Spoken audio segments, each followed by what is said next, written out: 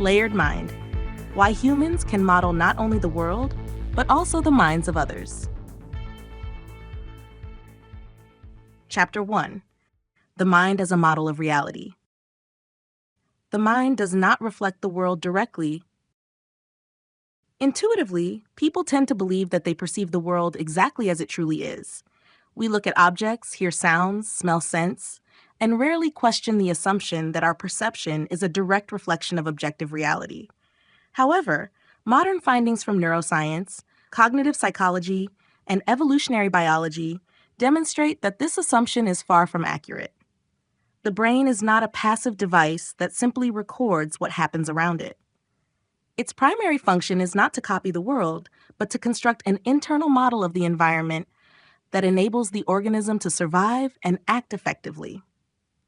At every moment, the nervous system receives an enormous amount of information from the senses, yet only a small fraction of this information becomes part of conscious experience. The rest is filtered, transformed, supplemented with prior experience, and integrated into a coherent representation of the world. The brain constructs an internal model of the environment. External reality is extraordinarily complex. The number of objects, processes, and relationships far exceeds the capacity of any brain to analyze them simultaneously. As a result, the nervous system must construct a simplified model of the surrounding world. This model is constantly updated based on incoming sensory information, but it is never a complete copy of reality. Instead, it functions as a working map that allows an organism to predict the consequences of events, recognize dangers, locate resources, and choose the most effective course of action. One can imagine a traveler navigating with the help of a map. A map is not the territory itself. It deliberately simplifies reality, preserving only the elements necessary for orientation. In the same way, the brain constructs not the world itself, but a functional representation of it. Perception is not a copy of reality, but its interpretation. Even the simplest sensations are the result of highly complex information processing. Light reaching the retina consists of electromagnetic waves. Sounds are vibrations traveling through the air. Smells are molecules of chemical substances. Colors, melodies, and scents do not exist in the external world in the same form in which humans experience them. They arise as products of the nervous system. The brain continuously interprets incoming signals, comparing them with accumulated experience, expectations, and contextual information.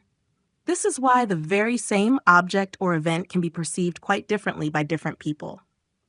Previous life experiences, emotional states, levels of knowledge, and cultural backgrounds can significantly alter the interpretation of the same situation. Well-known visual illusions clearly demonstrate this principle. A person may be completely convinced that one line is longer than another, or that a stationary image is moving, even though objective measurements prove otherwise. This occurs because the brain interprets information rather than reproducing it literally. Every organism exists within its own model of the world. All living organisms perceive their environment through the capabilities of their nervous systems and sensory organs. For a bat, the world is largely constructed through echolocation. For a dog, the sense of smell plays a dominant role. A bee can perceive ultraviolet light, which is invisible to humans. Sharks are capable of detecting weak electrical fields, while some birds navigate using Earth's magnetic field. Each species constructs its own model of reality based on the signals that are relevant to its survival. These models can differ dramatically from one another, even though they describe the same physical world. Humans are no exception. The human brain also constructs its own model of the environment, but it enriches this model with language, symbols, abstract concepts, culture, and shared social representations. As a result, the human mind becomes far more complex and variable than that of most other animals. Recognizing that every organism exists within its own model of the world is one of the most important conclusions of modern brain science. We do not perceive reality itself, but rather an interpretation of reality created by our nervous system. It is this internal model that determines how we understand events, make decisions, and interact with the world around us. Differences in mental models across species. The mind did not appear all at once in the form it exists in humans. It evolved gradually alongside the increasing complexity of the nervous systems of living organisms. Each new stage of evolution did not replace the previous one, but instead added new ways of processing information and interacting with the environment. As a result, the mental models of different species differ significantly. Simple organisms are capable of responding only to a limited range of stimuli, whereas more complex animals develop internal representations of their environment, learn from experience, and predict the consequences of their actions. Humans, in turn, build upon these mechanisms with symbolic thinking, language, and the ability to construct abstract models of the world. Limited behavioral programs in simple organisms. The simplest living organisms possess little of what is commonly referred to as a mind. Their behavior is determined by a relatively small set of innate mechanisms shaped through natural selection. Single-celled organisms can move toward sources of nutrients, avoid toxic substances, or respond to changes in temperature. They do not construct complex models of the external world. Their responses arise directly from specific chemical or physical signals. As nervous systems become more complex, behavior also becomes more diverse. Nevertheless, it remains largely constrained by biological programs. Insects, for example, are capable of remarkably sophisticated behaviors, building hives, constructing ant hills, performing mating rituals, searching for food, and defending their colonies. Yet most of these behaviors are governed by innate mechanisms rather than by a conscious understanding of what they are doing. Such programs can be extremely effective, but they remain relatively inflexible. An organism performs well within its familiar environment, but adapts much less effectively to fundamentally new conditions. Sensory and behavioral models in animals. Among vertebrates, the mind becomes considerably more sophisticated. The brain no longer merely reacts to isolated stimuli, but begins constructing internal representations of the surrounding environment. Animals are capable of remembering the locations of objects, recognizing other individuals, taking previous experience into account, and modifying their behavior according to changing circumstances. Many species demonstrate learning, simple problem solving, tool use, and complex social interactions. Even so, each mental model remains closely adapted to the lifestyle of its particular species. For predators, detecting the movements of potential prey is especially important. For herbivores, the timely recognition of danger is critical. Migratory birds require the ability to navigate across vast distances, while dolphins rely on processing highly complex acoustic information. Sensory systems also shape the content of an organism's internal model of the world. A dog experiences its environment primarily through smell, an eagle through vision, and a bat through echolocation. Every brain constructs its own representation of reality using precisely those sources of information that are most valuable for the survival of its species. Despite the remarkable diversity of animal behavior, most species remain primarily focused on solving immediate biological challenges, finding food, avoiding danger, reproducing, and maintaining social relationships within their group. The expanded symbolic model of humans. The human mind differs not merely in complexity, but in possessing a fundamentally new level of organization. Beyond perceiving the external world, humans are capable of constructing symbolic models that can exist independently of immediate experience. Language makes it possible to describe objects that are not physically present. Imagination enables the simulation of future events. Writing preserves knowledge across thousands of years. Science constructs abstract models of the universe. Mathematics describes patterns that cannot be directly perceived through the senses. Particularly important is the ability to operate with concepts that have no physical embodiment.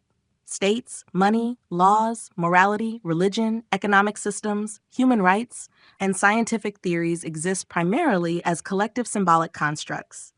They exert enormous influence over human behavior, despite not being material objects in themselves. Moreover, humans are capable of constructing mental models not only of themselves, but also of other people.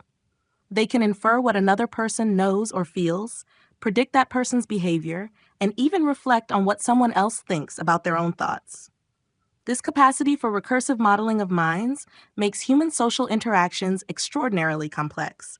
As a result, Humans simultaneously inhabit several layers of reality. One is the physical world shared by all living beings. Another is the individual's personal model of the world, shaped by personal experience.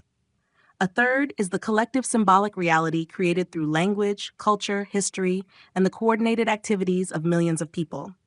It is the combination of these levels that makes the human mind the most variable among all known biological systems.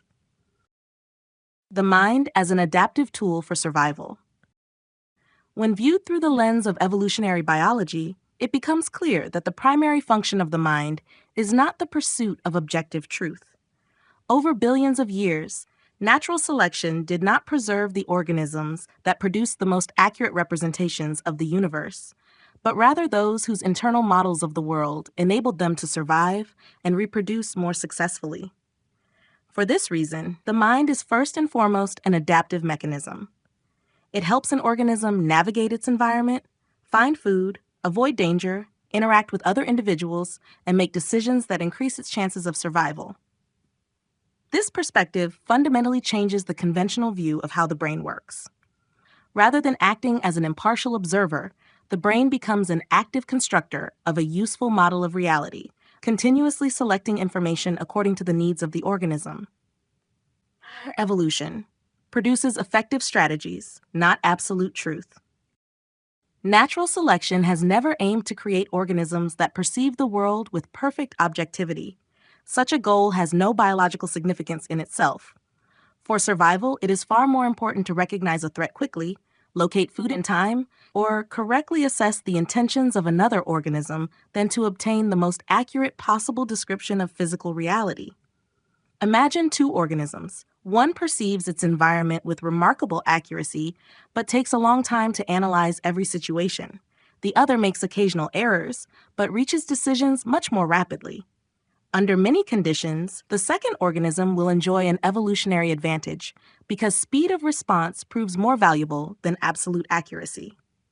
For this reason, the human brain relies extensively on simplifications, heuristics, and pre-existing cognitive templates. It constantly fills in missing information, generates assumptions, and predicts events before complete data are available. Although these mechanisms sometimes produce perceptual errors or cognitive biases, they allow us to function efficiently in the vast majority of everyday situations within a complex and rapidly changing environment. Thus, the true measure of a successful mind is not its correspondence to objective truth, but its ability to produce adaptive behavior. Different species have different ways of understanding the world. Because different organisms face different environmental challenges, evolution has produced a wide variety of ways to perceive and interpret the surrounding world. A spider experiences the world through the vibrations of its web. A bat constructs a spatial representation of its surroundings through echolocation. A shark detects weak electrical fields generated by living organisms. Birds can navigate using Earth's magnetic field. Bees perceive ultraviolet patterns on flowers that remain completely invisible to humans. Each of these mental models reflects not a universal picture of reality, but the particular aspects of the world that are most useful for the survival of that species. For predators, the critical information concerns the presence of potential prey. For herbivores, the early detection of danger is essential. For social animals, recognizing members of their group and interpreting their behavior becomes especially important. Humans also possess their own species-specific mental model. However, through the development of language, abstract thought, and culture, they can extend far beyond the limits of immediate sensory experience. Scientific instruments allow us to detect radio waves, infrared radiation, elementary particles, and distant galaxies, phenomena completely inaccessible to our natural senses. In this way, humans continually expand their internal model of the world, although it remains, ultimately, a product of the brain's interpretive processes. Recognizing that different species literally inhabit different subjective worlds allows us to abandon the notion that there is only one way to perceive reality. Every organism exists within its own adaptive model, shaped by evolution to solve the specific challenges of survival. The human mind is simply one such model, extraordinarily complex, flexible, and capable of continual self-modification, yet still a biologically grounded system that evolved as an instrument of survival rather than as a perfect mechanism for discovering truth. Chapter 2: The Variability of the Human Mental Model. Humans as beings capable of living in many possible worlds. One of the most remarkable features of the human mind is its extraordinary variability. While most animals perceive their environment primarily through the lens of biological needs, humans are capable of existing simultaneously within countless different interpretations of the very same reality. The physical world remains the same for everyone. However, each person's psychological world is unique. The same event may be perceived as an opportunity or a threat, a success or a failure, an act of justice or an act of injustice. The reason lies not in differences within reality itself, but in the differences between the internal models the brain uses to interpret it. For this reason, it can be said that humanity does not live in a single world, but in billions of subjective worlds that exist within individual human minds. The same object can have different meanings for different people. In the external world, very few objects possess a single fixed meaning. Meaning does not reside in the object itself, but emerges through the brain's process of interpretation. Money consists merely of paper bills, metal coins, or digital entries within banking systems. Yet for one person it symbolizes security, for another freedom, for a third power, and for a fourth a constant source of anxiety. The physical object remains exactly the same, while its psychological significance may differ dramatically. The same principle applies to professions, family, religion, national symbols, works of art, and even the most ordinary everyday objects. One person sees a car as a means of transportation, another as a marker of social status, a third as an example of engineering excellence, and a fourth as an unnecessary luxury. Even such seemingly universal experiences as success, failure, or criticism do not possess fixed meanings. For one individual, criticism becomes motivation for personal growth. For another, it is perceived as a personal insult. For a third, it serves as valuable feedback. The situation itself remains unchanged, only its interpretation differs. It is precisely this ability to assign different meanings to the same objects and events that makes human behavior so remarkably diverse. People respond not so much to reality itself as to the subjective meaning they attribute to it. Cultural, social, and personal models shape perception. An individual's internal model of the world does not arise by chance. It is gradually formed under the influence of numerous factors, beginning in early childhood and continuing to evolve throughout life. One of the most powerful influences is culture. Culture shapes language, systems of values, behavioral norms, moral beliefs, and ways of explaining the surrounding world. People raised in different cultures may hold fundamentally different understandings of concepts such as freedom, duty, justice, wealth, or happiness. The social environment is equally important. Family, school, friends, professional communities, and the mass media continuously shape a person's understanding of what is considered normal, prestigious, dangerous, or desirable. Many beliefs are acquired long before individuals begin to examine them critically. Personal experience also plays a crucial role. Significant life events can permanently alter the way a person perceives the world. Someone who has experienced betrayal may begin to perceive potential threats even where none objectively exist. Conversely, positive experiences of cooperation can foster lasting trust in others. Modern neuroscience demonstrates that such changes occur not only at the level of beliefs, but also within the brain itself. New knowledge, learning, emotional experiences, and social interactions reshape neural connections, thereby transforming the mental model through which reality is interpreted. This is why two people observing the same event may quite literally inhabit different psychological realities. Their sensory systems receive similar information, but their brains interpret it through different frameworks of knowledge, expectations, values, and life experiences. As a result, it is not the external world that differs, but the internal models through which that world becomes meaningful. Why the human mind became so flexible. The flexibility of the human mind did not arise by chance. It is the result of a long evolutionary process during which the brain gradually became more complex and its methods of processing information increasingly sophisticated. While relatively stable behavioral patterns are sufficient for most animals to survive successfully in familiar environments, the ancestors of humans faced conditions in which continuous learning, adaptation, and cooperation provided a significant evolutionary advantage.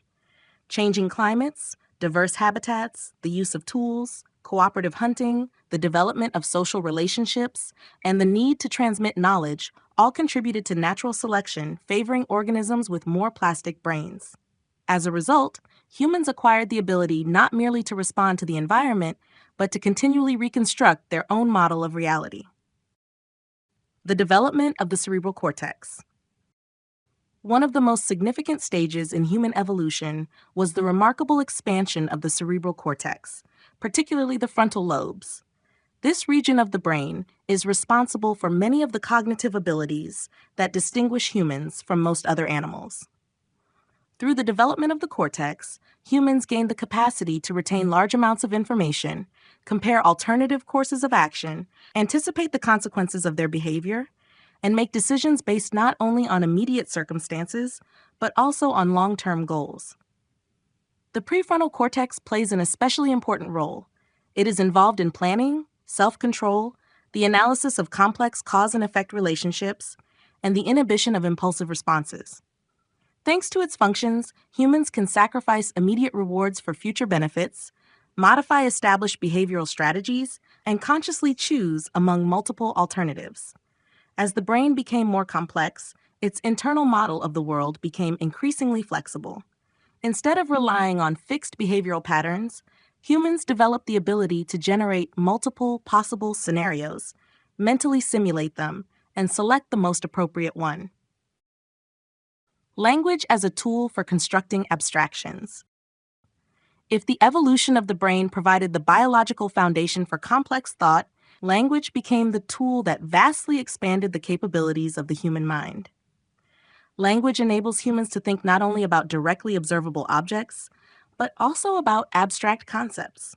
We can reason about the past and the future, discuss events occurring thousands of kilometers away, consider probabilities, imagine hypothetical situations, explore scientific theories, and debate moral principles. Words allow enormous amounts of experience to be compressed into concise concepts. Behind terms such as state, economy, evolution, justice, or consciousness lie extraordinarily complex systems of ideas that would be impossible to retain without symbolic language. Language also made internal dialogue possible. Humans can discuss problems with themselves, analyze their own thoughts, formulate hypotheses, and revise their beliefs before taking any real action. This dramatically increases the variability of mental models and enables the creation of entirely new ways of understanding the world. Social learning. Most animals learn primarily through their own direct experience. Although many species can observe others and acquire certain skills through imitation, the scale of such learning is generally limited. In humans, social learning has become one of the central mechanisms of mental development. A vast proportion of human knowledge is acquired not through personal trial and error, but through observation, imitation, explanation, and cooperative activity. Children acquire language, social norms, problem-solving strategies, and models of the surrounding world through continuous interaction with other people. This process continues throughout school, university, professional life, and everyday social interactions. Social learning allows humans to benefit from the experiences of millions of other people without personally encountering every possible situation. As a result, the internal model of the world becomes vastly richer and more sophisticated than it could ever become through individual experience alone. The transmission of knowledge across generations. One of the defining characteristics of human civilization is its ability to accumulate knowledge and transmit it across generations. If every generation had to begin learning from scratch, human development would have progressed extremely slowly. Instead, language, writing, education, and culture preserve the intellectual achievements of countless individuals for centuries and even millennia. A modern human does not begin life at the level of a prehistoric hunter. Instead, Each person is born into a world containing an immense body of accumulated knowledge. They study mathematics, physics, history, medicine, and technologies created by innumerable generations before them. Every individual becomes part of an ongoing relay of knowledge, in which new discoveries build upon the achievements of the past. It is this mechanism of cultural inheritance that has made the human mind exceptionally flexible. Human cognition develops not only through the workings of the individual's own brain, but also through continual access to the collective intelligence of humanity. As a result, a person's internal model of the world is shaped simultaneously by biology, individual experience, the surrounding society, and thousands of years of cultural history. No known equivalent to this combination exists in the animal kingdom, and it explains why the human mind exhibits such an extraordinary degree of variability. Humans live not only in physical reality. When we examine human life from the perspective of biology, one remarkable feature becomes apparent.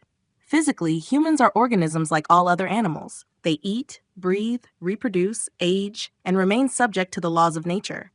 Yet the human mind exists simultaneously within several layers of reality, each of which influences behavior. Most animals interact primarily with their immediate physical environment. Humans, however, live simultaneously in the natural world, the social world, and the symbolic world. Moreover, the latter two often become more important than physical reality itself. People are capable of experiencing intense emotions in response to events that exist solely within their own minds or within the collective beliefs of society. Losing money from a bank account, a change in social status, criticism on social media, or a shift in political beliefs can trigger physiological reactions every bit as powerful as those caused by genuine physical threats. This demonstrates that the human mind responds not only to material reality, but also to the models of reality that it has created itself.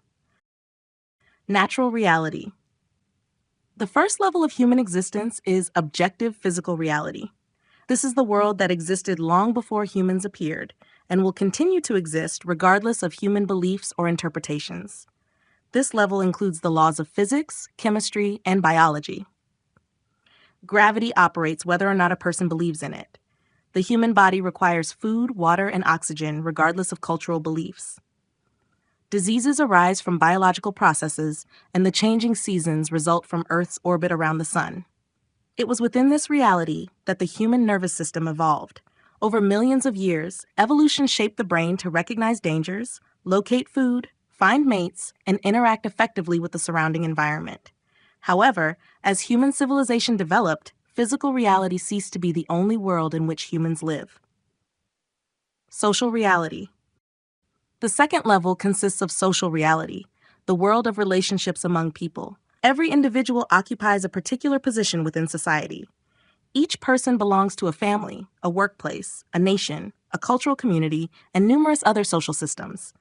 These relationships exert a profound influence on behavior, even though they are not physical objects. Reputation, authority, trust, prestige, social status, and professional roles all exist only because other people collectively recognize them as real.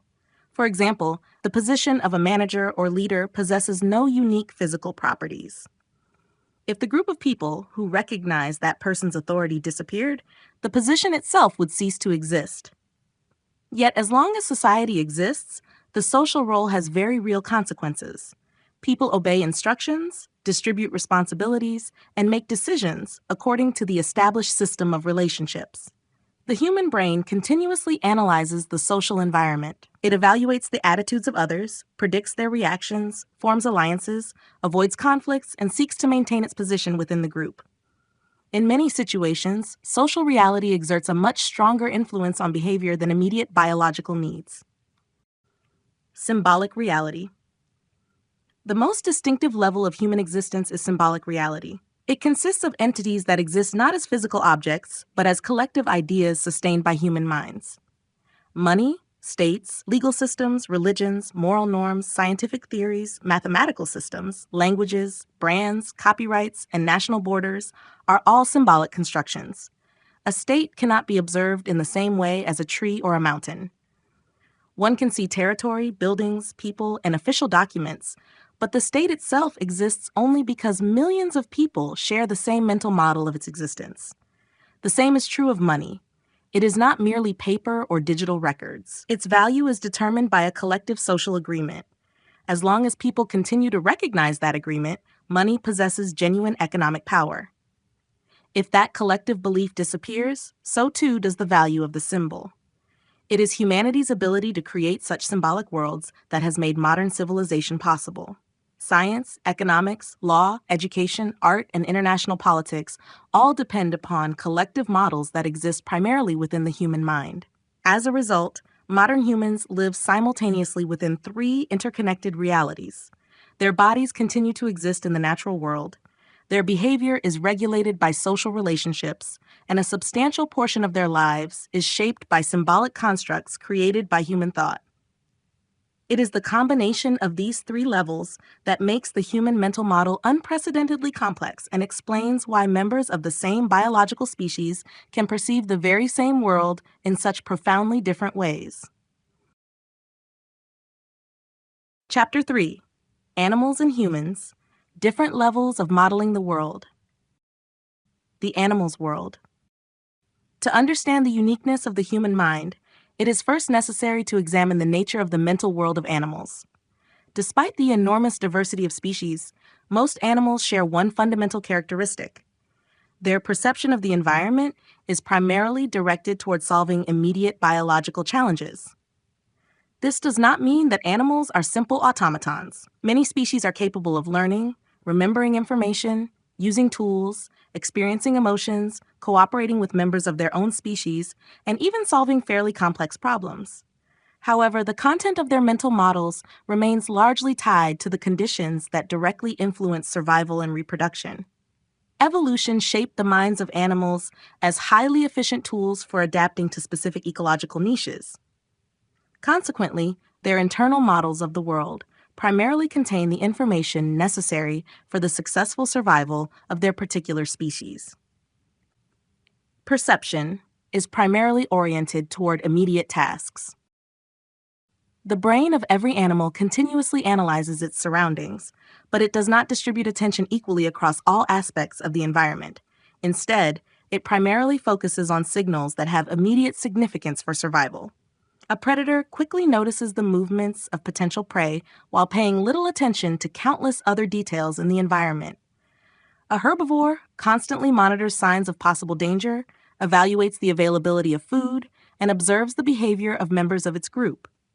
A migratory bird navigates using features of the landscape, the position of the sun, the stars, or Earth's magnetic field. Each species, in a sense, perceives its own version of the surrounding world. Although physical reality remains the same, the content of its mental model is determined by the specific challenges that the organism must solve. For this reason, the minds of animals function as specialized systems for selecting information. They prioritize information directly relevant to current behavior, while devoting far less attention to stimuli that have little impact on survival. Food, danger, reproduction, and social hierarchy. Despite the extraordinary diversity of animal species, the fundamental activities of most animals are remarkably similar. Their mental models are organized around several core biological objectives. The first objective is obtaining food. Organisms constantly evaluate their surroundings for the resources necessary to sustain life. The second objective is avoiding danger. Survival depends on detecting predators, competitors, harsh environmental conditions, and other threats in time. The third objective is reproduction.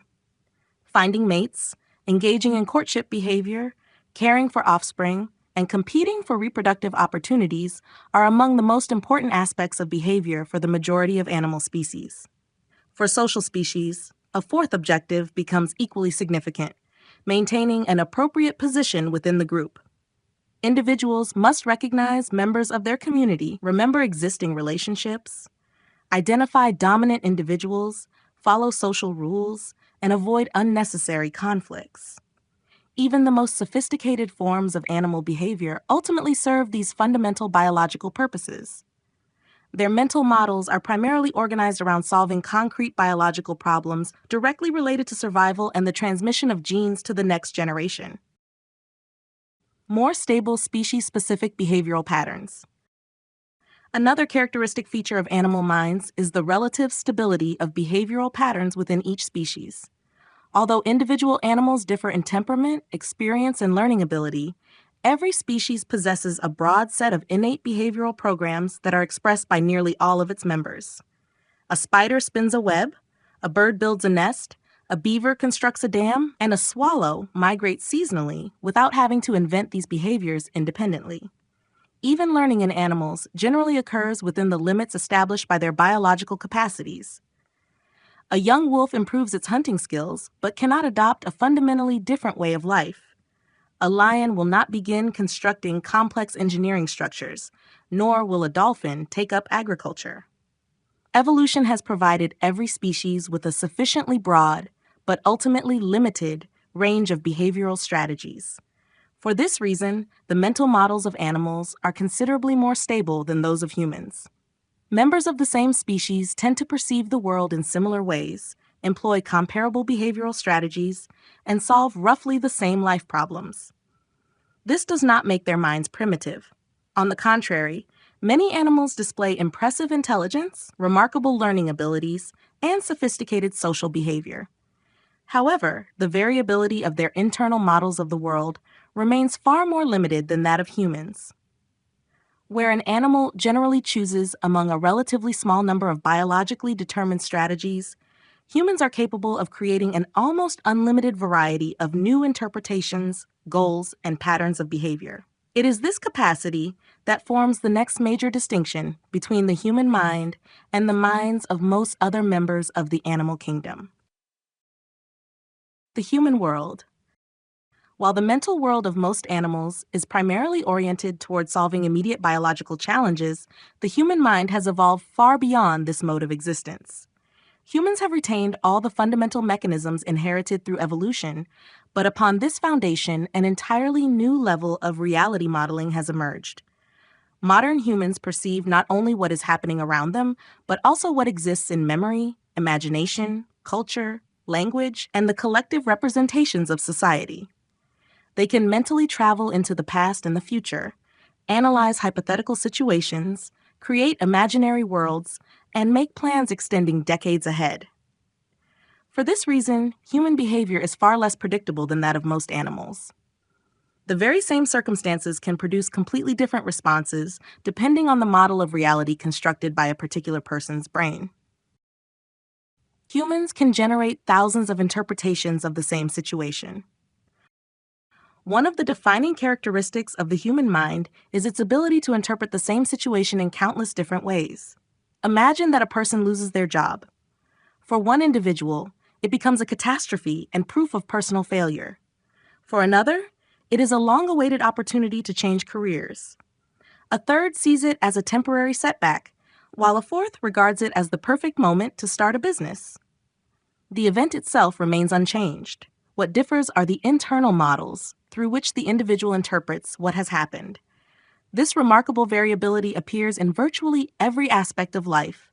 The same action may be viewed as an act of kindness, weakness, strategic calculation, or naivety.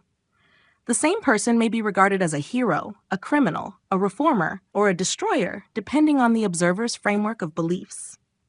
Humans constantly construct causal relationships, generate explanations, predict consequences, and develop their own versions of reality.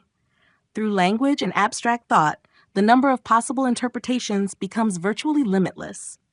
This is why people often argue not about facts themselves, but about their meaning. Every participant in a discussion may possess the same information while interpreting it through entirely different mental models. Humans can act against immediate biological impulses. Another defining feature of the human mind is its capacity to regulate or even completely suppress immediate biological impulses. Virtually every organism experiences hunger, fear, sexual desire, the need for safety, and the urge to avoid pain. These mechanisms emerged long before humans evolved and continue to play a fundamental role in human life. Yet humans are capable of consciously refusing immediate gratification of these needs. A person may undertake prolonged fasting for religious reasons, maintain a strict diet for health, risk their own life to save others, remain faithful to moral principles despite personal loss, or devote decades to scientific research without receiving immediate rewards.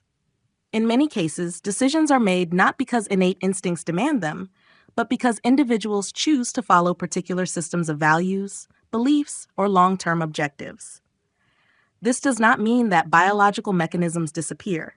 They continue to influence behavior, but they become integrated into a far more sophisticated decision-making system in which immediate impulses compete with cultural norms, moral principles, social obligations, and consciously chosen goals. Humans can create artificial goals. Perhaps the most extraordinary characteristic of the human mind is its ability to create goals that have little or no direct connection to biological survival. Evolution shaped the brain to solve concrete problems, acquiring resources, avoiding danger, reproducing, and interacting with other members of the group. Yet humans have learned to use that same brain in pursuit of objectives that never existed in nature. A scientist may dedicate an entire lifetime to investigating the origins of the universe. An artist may devote themselves to creating works of art. A mountaineer may climb peaks that offer no practical survival value. A programmer may spend years developing sophisticated algorithms. A philosopher may seek the meaning of existence. A collector may pursue rare objects. An athlete may strive to set world records. From a biological perspective, many of these pursuits provide no direct survival advantage. Nevertheless, for the individuals involved, they may become the central purpose of life. Furthermore, humans can collectively create goals that exist solely within symbolic reality. The advancement of science, the exploration of space, the protection of the environment, the defense of human rights, the creation of works of art, and the building of civilization itself are all examples of objectives made possible by the human mind's capacity to construct new models of the future. It is this ability to create self-generated goals that completes the qualitative transition from a mind primarily devoted to satisfying biological needs to one capable of independently defining entirely new directions of development. Humans remain biological organisms, yet a substantial portion of their lives is determined not only by nature, but also by the meanings they create within their own internal models of the world. The transition from reaction to modeling. One of the most important stages in the evolution of the mind was the gradual shift from reacting directly to ongoing events toward the ability to mentally model possible futures. This transformation did not occur suddenly, nor does it separate animals and humans by an insurmountable boundary. Many highly developed animals can plan simple actions, learn from past experience, and even predict the consequences of their behavior to a certain extent. In humans, however, this capacity has reached a fundamentally new level. Humans can mentally construct dozens of possible future scenarios, compare them, take into account the reactions of other people, and anticipate consequences years or even decades in advance. In fact, a significant portion of human life is spent not in direct engagement with the present moment, but in the continuous modeling of possible futures. It is this capacity that underlies science, politics, economics, engineering, law, and most other complex social institutions. Animals primarily respond to stimuli. For most animals, the environment consists of a continuous stream of stimuli that require timely responses. Prey appears, and the chase begins. A threat emerges, and defensive behavior is activated. The breeding season arrives, and the search for a mate intensifies. Weather conditions change, and habitual patterns of activity adjust accordingly. Even when animals are capable of learning and drawing upon past experience, their mental models remain primarily oriented toward ongoing interactions with the environment. Decisions are generally made in direct response to what is happening here and now. This does not mean that animals are incapable of planning. Many birds store food for the future. Primates use tools, certain predators coordinate cooperative hunts, and crows are able to prepare tools in advance to solve future problems. All of these behaviors demonstrate elements of mental modeling. However, the scope of such models is generally limited to concrete biological tasks. They help animals acquire food more efficiently, avoid danger, or interact with other members of their species, but they rarely extend beyond the organism's immediate biological needs. Humans model the possible consequences of their actions. The human mind can construct models of the future that may bear little connection to the current situation. People are capable of mentally experiencing events that have not yet occurred, comparing alternative courses of action, and selecting the most desirable option before taking any real action. Before making a decision, people often ask themselves an entire chain of questions. What will happen if I act this way? How will other people respond? What consequences will emerge in a month, a year, or 10 years? What alternative options are available? What risks are associated with each of them? An especially important characteristic of the human mind is its ability to model not only physical events, but also the mental states of other people. A person may reason as follows: if I say this, the other person will probably think this. Realizing that, they may change their behavior. Knowing they might change their behavior, I should choose a different strategy.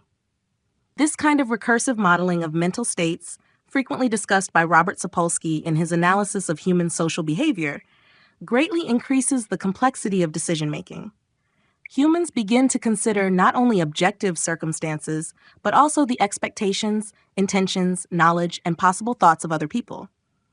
For this reason, modern human activity is rarely a simple reaction to immediate events. A scientist develops hypotheses about future discoveries. An engineer designs a device that does not yet exist.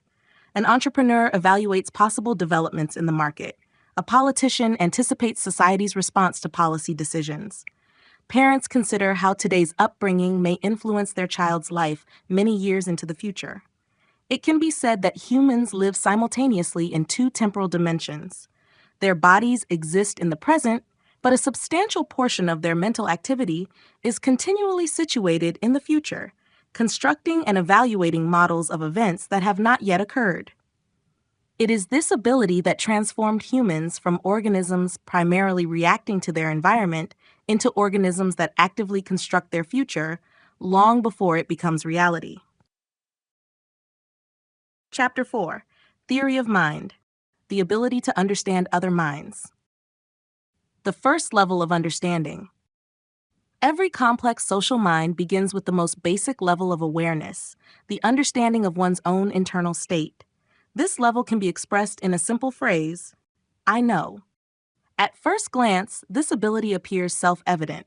Everyone assumes they know what they want, what they think, and what they feel. From an evolutionary perspective, however, this is already a highly sophisticated cognitive mechanism.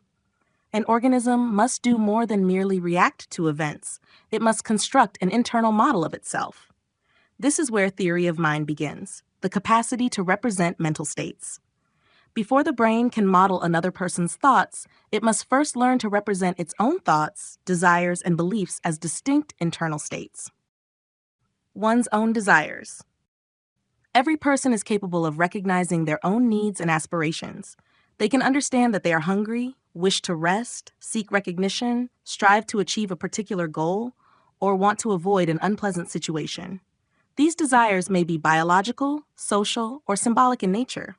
Humans are capable not only of experiencing desires, but also of reflecting upon them. They can ask themselves questions such as, why do I want this? Should I satisfy this desire? Does it conflict with my other goals?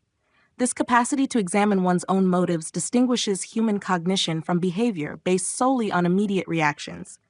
Desire becomes an object of reflection rather than merely a trigger for action. One's own beliefs. In addition to desires, humans possess systems of beliefs, internal representations of how the world works. Every individual holds personal views about reality. They consider some statements to be true and others false.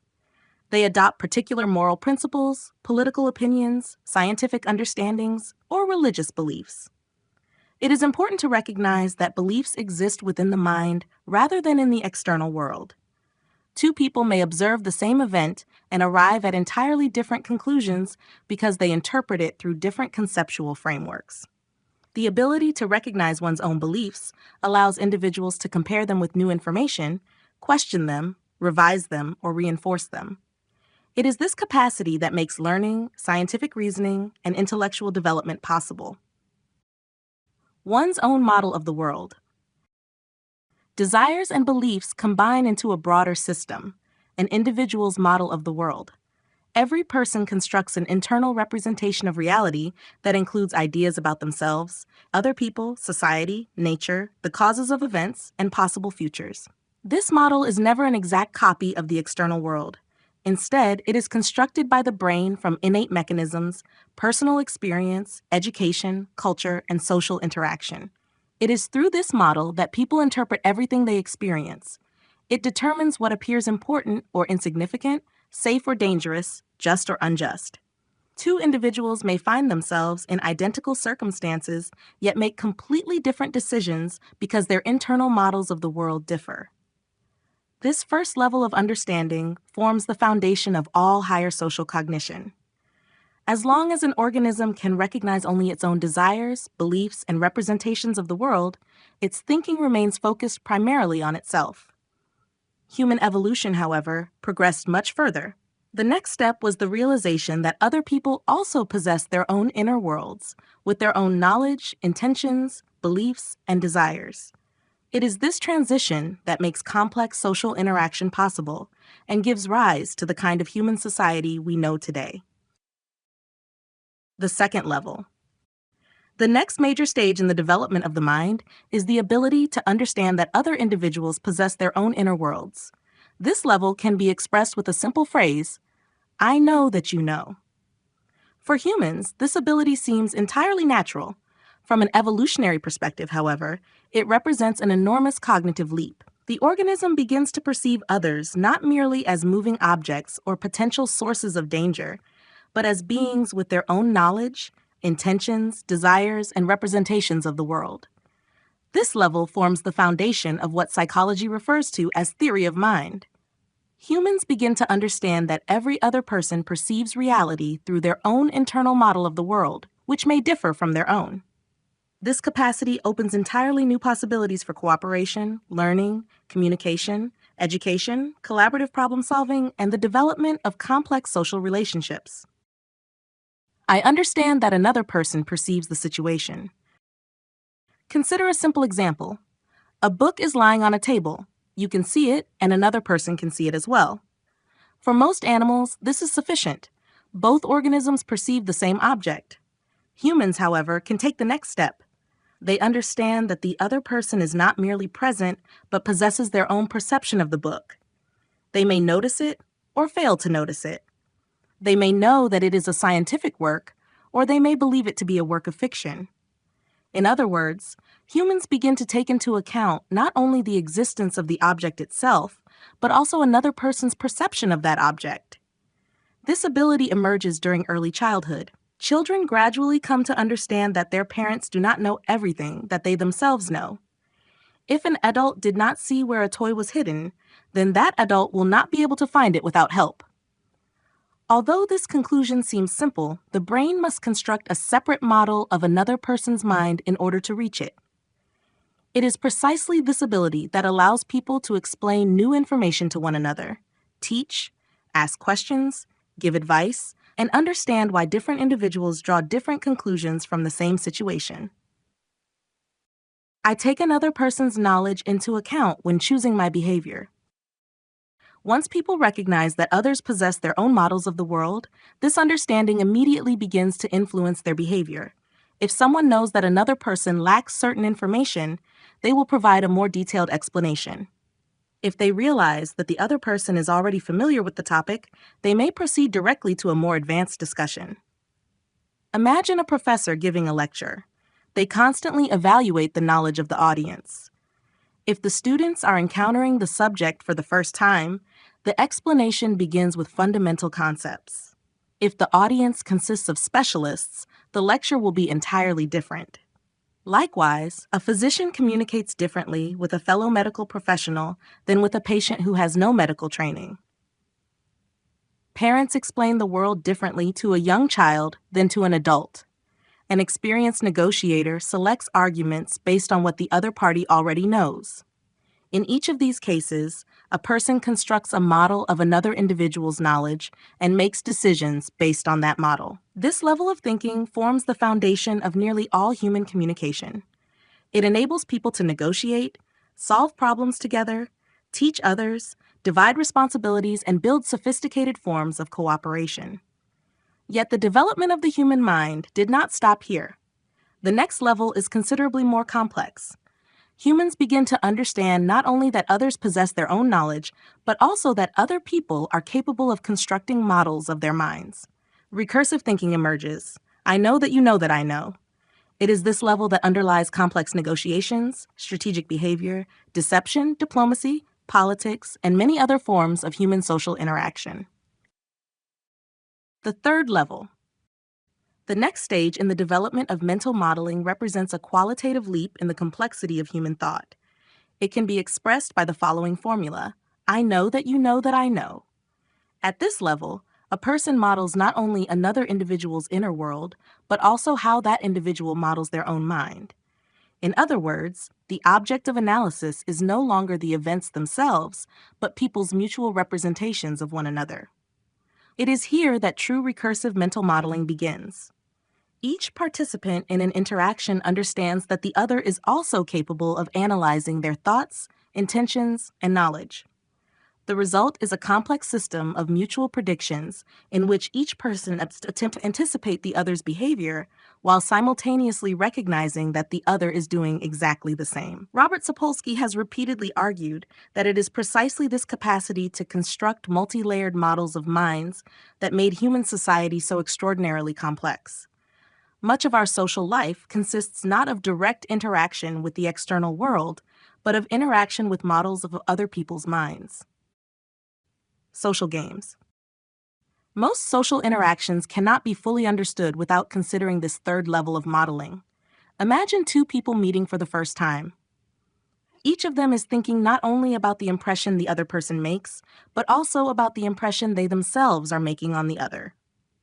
During the conversation, a person may think, I want to appear confident. They are probably evaluating my confidence. If I come across as too assertive, they may think I am trying to dominate the conversation. If I appear too modest, they may assume I am incompetent. At this point, behavior is determined not by the immediate situation itself, but by modeling another person's mental state. Such processes underlie the formation of reputation, trust, authority, leadership, social roles, and most of the unwritten rules of human interaction.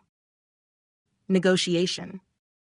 During negotiations, the third level of modeling becomes especially apparent. Suppose two companies are discussing a contract. It is not enough to understand your own interests. It is not enough to understand the interests of the other party. You must also consider how the other party evaluates your interests and what conclusions they draw from your behavior. For example, an entrepreneur may deliberately reject the first offer not because it is unsatisfactory, but because they realize that accepting too quickly might lead the other party to conclude that the terms are overly favorable and attempt to renegotiate the agreement. Every participant in a negotiation continually analyzes not only the facts themselves, but also each participant's perceptions of what is happening. This is why experienced negotiators pay close attention not only to their arguments, but also to the impressions their actions create. Deception. One of the most fascinating consequences of the development of theory of mind is the possibility of deliberate deception. Deception is impossible without understanding that another person possesses their own model of the world. To mislead someone successfully, one must imagine exactly what the other person knows, what they do not know, and what conclusions they are likely to draw from the available information. If a person conceals their true intentions, they are constantly modeling another person's thinking. They believe I intend to do this. If I preserve that impression, they will make a decision that benefits me. These mechanisms are used not only in everyday communication. They also form the foundation of military strategy, intelligence operations, card games, chess, marketing, advertising, and many other activities in which success depends upon predicting the decisions of others. At the same time, the evolution of the capacity for deception inevitably led to the evolution of the capacity to detect deception. In many ways, a large part of human communication can be understood as an ongoing competition between constructing and evaluating models of other minds. Politics. Perhaps the most sophisticated application of multi-layered mental modeling is politics. Political leaders rarely make decisions based solely on objective circumstances. They continually consider how their actions will be perceived by citizens, allies, opponents, the media, international partners, and future generations. At the same time, society attempts to infer politicians' true motives, recognizing that public statements may differ from genuine intentions. The result is a complex network of interconnected mental models. A politician may reason as follows: if I make this statement, voters will conclude that these are my intentions. The opposition, anticipating the voters' reaction, will adjust its strategy. Knowing this in advance, I must modify my own actions accordingly. Processes of this kind occur almost continuously. For this reason, politics is not merely a struggle for resources or power, it is also a struggle for the mental models of millions of people. Victory does not always belong to those with the greatest resources, but often to those who best understand how people perceive events, what expectations they form, and what decisions they will make on the basis of those expectations. It is this third level of modeling that makes complex human societies possible. It enables people to build long-term alliances, organize collective action, establish legal systems, govern states, and develop civilizations. At the same time, it also becomes the source of manipulation, self-deception, social conflict, and increasingly intricate interactions in which people respond less to reality itself than to their representations of other people's representations of reality. Higher levels of recursion. If the second level allows us to understand that another person possesses their own knowledge, and the third level enables us to recognize that another person is modeling our own mind, then the further development of the human mind has virtually no fixed limits. Humans are capable of constructing long chains of mutual representations. I think that they think that I think that they think. Each additional level introduces another layer of modeling another person's mind. Such structures are known as recursive because the mind repeatedly models the very process of mental modeling itself. At first glance, this kind of thinking may seem unnecessarily complex, yet it forms the foundation of many highly organized forms of human interaction. When people develop a corporate strategy, conduct diplomatic negotiations, play poker, prepare for a court case, or plan a military operation, they rarely focus solely on the objective situation itself. Far more often, they attempt to understand how the situation is perceived by the other participants, what conclusions those participants are likely to draw, and how they will incorporate other people's expectations into their own decisions. In effect, humans come to live not only among the objects of the external world, but also among an endless multitude of models of other people's minds. I think that they think that I think. Consider a game of chess. A beginner typically analyzes the positions of the pieces and searches for the strongest move. An experienced player reasons differently. If I make this move, my opponent will probably think that I am preparing an attack on the queen side. Based on that assumption, they will strengthen their defense there. But that is exactly what I want, because my real plan is to attack on the opposite side of the board. This kind of reasoning is a sequential process of modeling another person's mind. Such processes occur far beyond intellectual games. During an ordinary conversation, a person may rephrase a statement based on how they expect the other person to interpret it. A company executive makes decisions while considering how employees are likely to respond. An attorney prepares courtroom arguments by anticipating the judge's questions and the opposing counsel's arguments. Even in everyday life, people constantly ask themselves questions such as, how will they interpret my words? What will they think after hearing my response? Will they assume that I have hidden motives? The more complex the social environment becomes, the more levels of recursive reasoning the human brain tends to employ. The formation of complex social strategies. It is precisely this capacity for multi-layered mental modeling that has made modern civilization possible. Every complex organization requires the continual prediction of the behavior of large numbers of people. Governments create laws while anticipating society's response. Companies develop new products while forecasting the behavior of customers and competitors. Military analysts model an opponent's decisions, Diplomats evaluate the consequences of every public statement for dozens of nations simultaneously. At the individual level, these strategies are equally evident. A person chooses a profession while imagining what the labor market may look like 10 or 20 years into the future. Parents make decisions while considering how today's actions will influence their child's future. An entrepreneur analyzes not only customers' preferences, but also competitors' strategies, while recognizing that those competitors are simultaneously attempting to predict the entrepreneur's own decisions. In effect, a vast network of mutual mental models emerges, in which every participant continuously predicts the thinking of everyone else. Yet it is precisely here that the limitations of the human mind also become apparent. The brain cannot sustain such chains of reasoning indefinitely.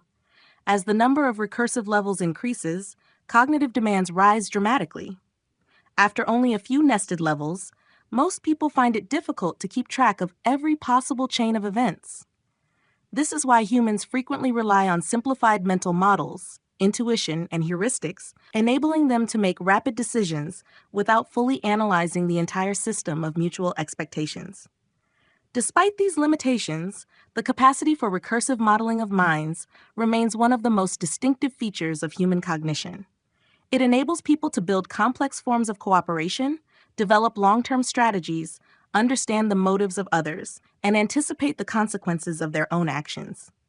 At the same time, it also becomes a source of anxiety, manipulation, self-deception, and endless reflection about what other people might think about our own thoughts.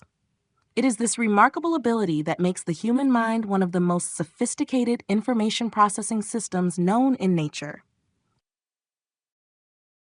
Chapter 5. Humans as beings that model models. Not just perceiving others, but perceiving their perception. One of the most remarkable features of the human mind is that humans are capable of modeling not only the external world and not only other people, but also how other people perceive the world and perceive the individual themselves. It is at this point that ordinary social perception gives way to multi-layered modeling of minds. People interact not merely with the actions of others, but with their internal models of reality. In this sense, human society can be viewed as a system of interacting mental models. Each individual continuously constructs representations of other people, while those people simultaneously construct representations of them. These models are constantly refined, updated, and used to predict behavior. This architecture of the mind enables humans to cooperate successfully, learn from one another, negotiate, and build complex social institutions. At the same time, however, it makes human thinking extraordinarily complex and often leads to errors, because the object of analysis is no longer reality itself, but representations of other people's representations. What another person knows. The first step in modeling another person's mind is understanding that every individual possesses their own body of knowledge. During communication, we constantly assess what information the other person possesses. We decide what needs to be explained, what can be omitted, and what is already understood. For example, when introducing a new topic, a teacher estimates what students already know. If this estimate is incorrect, the explanation will be either too advanced or unnecessarily simplistic. Similarly, a physician evaluates how well a patient understands medical terminology. An engineer estimates a colleague's technical background. Parents consider a child's age when explaining how the world works. This ability makes the effective transmission of knowledge possible. Communication becomes more than simply exchanging words. It becomes a continual process of aligning internal models of reality between people. What another person thinks. The next level is considerably more complex. A person attempts to understand not only what another individual knows, but also how they interpret that knowledge. Two people may possess exactly the same information, yet arrive at entirely different conclusions. Consequently, during communication, we continually form hypotheses about another person's beliefs, expectations, values, and intentions. During a discussion, a person may silently ask themselves, "How do they interpret my words? Why did they reach that particular conclusion? What goals underlie their behavior? What do they consider most important?" It is this capacity that makes empathy, cooperation, persuasion, teaching, and conflict resolution possible. We respond not only to other people's actions, but also to the motives we attribute to those actions. Of course, such mental models are not always accurate. People frequently misjudge others' intentions, attribute motives that do not exist, or interpret neutral behavior through the lens of their own expectations. Nevertheless, it is precisely the ability to construct such models that makes human social life far richer and more complex. What another person thinks about their thoughts. The highest level of modeling begins when a person attempts to imagine how another individual perceives them. During conversations, people often think not only about the content of the discussion, but also about the image of themselves that is forming in the other person's mind. For example, do they see me as competent or insufficiently prepared? Did they believe what I said? Do they think I am being sincere? Did they understand my true intentions? At this point, a person is analyzing not only another person's mind, but also their own image within that other person's mind. This mechanism underlies impression management, reputation building, diplomacy, leadership, public speaking, and most forms of social interaction. A politician considers how a speech will be received by voters. A manager thinks about how employees perceive them. A scientist tries to anticipate how colleagues will evaluate a new hypothesis. Even in ordinary conversation, people frequently adjust their words while imagining the other person's likely reaction. In effect, the human mind operates simultaneously on several levels. It perceives the objective situation, models another person's inner world, and at the same time constructs a model of itself within that other person's mind. It is this capacity that distinguishes humans from most other animals. It makes trust, sophisticated cooperation, and collective projects requiring the coordination of many individual models of the world possible. At the same time, however, it also makes humans vulnerable to anxiety, social insecurity, manipulation, and endless reflection about what other people think of them. The richer the capacity to model other minds, the more intricate one's own mental life becomes. Social reality as a system of reflections. Human society exists not only because of the exchange of resources, cooperative labor, or biological needs. It exists because people continuously construct models of one another. Every person is simultaneously an observer and the object of observation. We evaluate others while also recognizing that others are evaluating us. As a result, a unique system of mutual reflections emerges, in which behavior is shaped not only by objective reality, but also by how people perceive and represent one another. In this sense, social reality can be understood as an immense network of mental models. Every individual stores representations of hundreds or even thousands of other people in their memory. At the same time, each of those individuals forms their own representations of them. It is within this network that phenomena such as reputation, image, status, authority, and trust emerge. These cannot be seen or touched, yet they exert an enormous influence on human behavior. Reputation. Reputation is a stable mental model of a person that exists in the minds of other people. It is important to understand that reputation does not reside within the individual themselves, but within the minds of those around them. A single action becomes part of a collective mental model, which then begins to shape future attitudes toward that person. If someone is regarded as honest, others are more likely to trust them. If they are considered competent, people are more likely to seek their advice. If they are seen as unreliable, others tend to avoid cooperating with them. Reputation, however, does not always correspond to objective reality. It is formed through personal experience, stories from others, mass media, social networks, and countless individual interpretations. Sometimes it accurately reflects a person's behavior.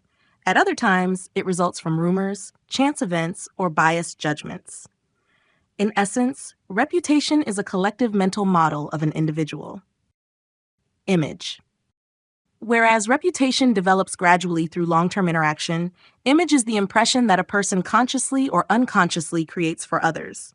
During social interactions, people choose their clothing, manner of speaking, style of behavior, ways of expressing emotions, and even conversation topics, recognizing that all of these influence how they are perceived. A politician seeks to appear confident and competent. A scientist demonstrates intellectual integrity. An entrepreneur cultivates the image of a successful leader. An artist develops a recognizable public persona.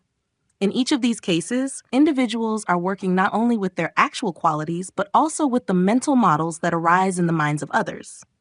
Image is therefore an attempt to influence the representation of oneself that exists within another person's mind. Status. Status is likewise a product of collective mental modeling. From a biological perspective, a person remains the same organism regardless of their position, wealth, or social standing.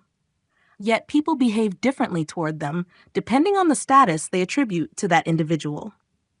A manager receives more attention than an ordinary employee. A renowned scientist is invited to speak at conferences more often. A famous performer is recognized on the street. A judge possesses authority only because society acknowledges their special status. Thus, status exists not as a physical characteristic of a person, but as a collective mental model sustained by other people. Without shared recognition, social status loses its meaning. Authority. Authority is a particular form of trust in a person's knowledge, experience, or abilities. When people recognize someone as an authority, they begin to use that person's opinions as a source of information when making their own decisions. Students trust their teacher. Patients listen to their physician. Engineers follow the recommendations of an experienced designer. Researchers rely on the conclusions of respected experts. In every case, what is involved is not physical superiority, but a mental model of competence. Authority is not fixed. It can grow as successful experience accumulates or diminish after serious mistakes. New information can alter society's collective evaluation of almost anyone. Authority is therefore a dynamic mental model that exists within the collective mind. Trust. One of the most important components of social reality is trust. From a psychological perspective, trust is a prediction about another person's future behavior. When we trust someone, we assume that they will behave predictably, keep their promises, honor agreements, and take our interests into account within certain limits. In other words, trust is based not on knowledge of the future, but on a mental model that our brain has constructed about another individual. This is precisely why trust is always associated with uncertainty. If the future were already known, trust would be unnecessary. It arises only when decisions must be made under conditions of incomplete information. Virtually all complex forms of human cooperation are built upon trust. The economy cannot function without trust in money, the banking system, and contracts. Science cannot function without trust in the integrity of researchers. Governments exist because people trust laws and public institutions. Families are built upon trust between those closest to one another. Thus, a significant portion of human civilization rests upon mental models that exist in the minds of millions of people. Social reality is, in essence, a vast space of mutual reflections. Every individual simultaneously constructs models of other people while becoming part of their models in return. Reputation, image, status, authority, and trust exist not as material objects, but as enduring structures of collective consciousness. These structures profoundly shape human behavior, give rise to social institutions, and make the existence of complex human civilization possible. Why this changed human society? The human ability to model the minds of other people became one of the most important factors shaping the development of civilization. It enabled humanity to move far beyond small kinship groups and create societies encompassing thousands, millions, and even billions of people. If humans were capable of perceiving only immediate physical reality, modern states, the global economy, science, education, and legal systems would be impossible. All of these systems require the continuous prediction of other people's behavior, an understanding of their intentions, and the coordination of vast numbers of individual models of the world. In this sense, civilization became possible not only because of the development of intelligence, but also because of the development of the ability to understand other minds. Cooperation in large groups. Most social animals are capable of cooperating only within relatively small groups. The size of such groups is limited by each individual's ability to remember other members, recognize them, and maintain stable relationships. Humans overcame this limitation. Thanks to the ability to understand other people's intentions, establish trusting relationships, and communicate through a shared language, humans began cooperating on a scale unparalleled in nature. A modern city provides a striking example of such cooperation. Millions of strangers interact every day, obey traffic regulations, make purchases, use public transportation, work within organizations, and receive services from specialists they have never met before. Such cooperation is possible because humans can construct models of the behavior of unfamiliar individuals and rely on the existence of shared rules, norms, and institutions. Division of roles. The development of increasingly sophisticated mental models allowed humans to move away from universal self-sufficiency toward deep specialization. In small prehistoric groups, most people performed similar functions. As societies became more complex, however, the division of labor emerged. Farmers, artisans, builders, physicians, teachers, engineers, scientists, programmers, judges, and thousands of other professions appeared. Such diversity is possible only because people are capable of understanding one another's roles and trusting the results of one another's work. A patient trusts a physician to provide treatment without possessing medical expertise. A passenger trusts a pilot to fly an aircraft. A customer trusts the engineers who design the automobile they drive. Every individual becomes part of an immense system of interdependence built upon an understanding of social roles and the expectations associated with them. Political systems. Politics is one of the most sophisticated examples of collective mental modeling. Every state exists because millions of people recognize a particular set of rules, institutions, and legitimate authorities. Constitutions, laws, courts, parliaments, governments, elections, and public institutions are not merely physical objects. They are components of society's collective mental model. People obey laws not only because they fear punishment, but also because they expect other members of society to do the same. A state functions through the continual coordination of mutual expectations among citizens, public officials, courts, law enforcement agencies, and other institutions. Political systems constantly rely on people's ability to predict one another's behavior. Leaders make decisions while anticipating public reactions. Citizens evaluate government actions while forecasting future policies. Political parties develop strategies based on their expectations of voters' and competitors' behavior. In effect, politics is the management of collective models of the human mind. Economic relationships. The economy is likewise founded upon people's ability to model the mental states of other members of society. Every transaction requires assumptions about another person's future behavior. A buyer expects a seller to fulfill their obligations. A bank assumes that a borrower will repay a loan. An investor evaluates the expectations of other market participants. An employer predicts how an employee will perform their responsibilities. Even money exists only because of a collective model of trust. A banknote or a digital account balance has value only because people expect that everyone else in the economy will also recognize it as a medium of exchange. Markets, companies, insurance systems, international trade, and financial institutions are all complex networks of mutual expectations and predictions. Every participant in the economy continually models the behavior of others, while recognizing that those same people are simultaneously modeling their own actions. For this reason, the modern economy is not merely a system for exchanging material resources, but also a system of interaction among human mental models. Thus, the ability to model other people's minds transformed not merely isolated aspects of human behavior, but the very principle by which society is organized. It made large-scale cooperation possible, fostered specialization, enabled the creation of political institutions, and gave rise to sophisticated economic systems. Human civilization emerged not only because the brain evolved as an organ of thought, but also because the human mind acquired the capacity to construct models of other minds and coordinate the actions of enormous numbers of people who have never met one another personally.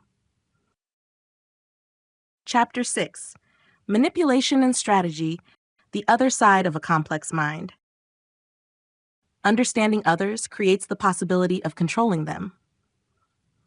Every cognitive ability expands not only the possibilities for cooperation, but also the possibilities for manipulation. This is true of theory of mind as well. As soon as humans learned that other people possess their own knowledge, beliefs, and expectations, it became possible to deliberately influence those internal models. Whereas animals more often influence one another through direct physical behavior, by displays of strength, threats, or submission, humans increasingly influence the mental models of other people. The goal is no longer merely to alter behavior, but to reshape another person's beliefs, expectations, and decisions. For this reason, human conflicts increasingly take place not in physical space, but in the realm of information. Those who better understand the architecture of another person's mind gain the ability to influence that person's decisions. Deception. The most obvious consequence of the development of theory of mind is the possibility of deliberate deception. Deception is impossible without the ability to imagine what another person knows and what they do not know. A deceiver must construct a model of another person's mind, identify a gap in that person's knowledge, and fill it with false information. For example, when a fraudster provides false information to a victim, the goal is not simply to tell a lie. The fraudster expects the victim to construct a particular model of reality based on that information and to make a decision that benefits the deceiver. In essence, successful deception is the manipulation of another person's mental model. As human societies became more sophisticated, mechanisms for detecting deception evolved alongside them. People learned to search for inconsistencies, analyze motives, verify sources of information, and compare competing versions of events. An evolutionary arms race emerged in which improvements in the ability to deceive were accompanied by improvements in the ability to detect deception. Concealing intentions. Achieving one's goals does not always require communicating false information. In many situations, it is enough simply to conceal one's true intentions. Humans understand that other people are constantly attempting to model their behavior. Recognizing this, they may deliberately display certain signals while simultaneously hiding their actual plans.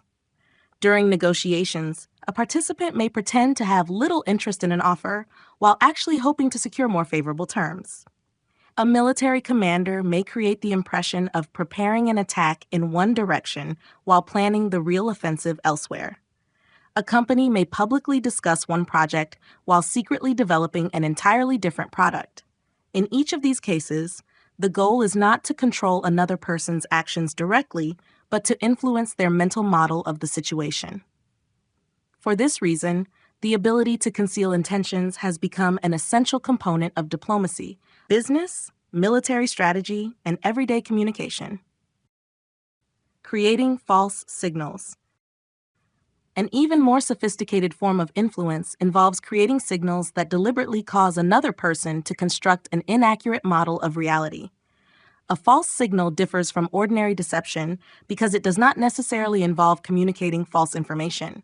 Sometimes it is sufficient to create circumstances in which another person draws an incorrect conclusion on their own. In nature, for example, many animals use false signals for protection. Harmless species may possess coloration resembling that of poisonous animals. Predators employ camouflage, concealing their presence until the moment of attack. Even at the biological level, evolution demonstrates the advantages of influencing another organism's perception. In humans, these mechanisms have become vastly more sophisticated. Advertising creates signals that associate products with success, attractiveness, or high social status. Political propaganda shapes perceptions of events through selective presentation of information and emotional framing. Financial markets respond not only to objective economic indicators, but also to investors' expectations about how other market participants will behave. In many cases, what is being influenced is not objective reality itself, but its interpretation. This is why modern society increasingly becomes a space of competition among mental models. Companies, political movements, mass media, governments, and individuals strive not merely to change the world itself, but to change how that world is perceived by others. The ability to understand another person's mind made empathy, trust, and cooperation possible. Yet the very same ability also opened the door to manipulation, strategic deception, and information warfare. As the human mind became more complex, so too did the methods of influencing it. In modern society, the struggle is increasingly fought not for control over physical objects, but for control over the models of reality that exist within people's minds. Humans can control not only actions, but also perception. As the human mind evolved, the target of influence expanded beyond another person's behavior to include their internal perception of reality. If you change the model of the world a person uses, their behavior will often change as well. For this reason, many modern forms of influence are aimed not at direct coercion, but at shaping how people interpret what is happening. Increasingly, people are not forced to act through physical power, but are encouraged to make desired decisions on their own after their beliefs, expectations, or system of values have been altered. This type of influence became possible because humans can model the minds of other people. By understanding how beliefs, emotions, and decisions are formed, it is possible to create conditions in which a person arrives at a predetermined conclusion independently. It is important to understand that these mechanisms are not inherently negative. They are used in education, parenting, psychotherapy, public health, and many other fields where changing perception helps people make better decisions. However, the very same principles can also be used for manipulation. Advertising. Modern advertising rarely limits itself to providing information about a product. Instead of simply listing its features, it seeks to create a particular psychological model.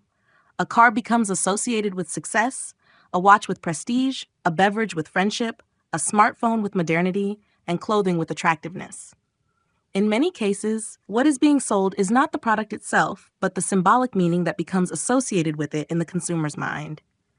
Advertising actively draws on knowledge of attention, emotion, memory, social comparison, and decision-making processes. Its goal is not to change physical reality, but to change how that reality is perceived.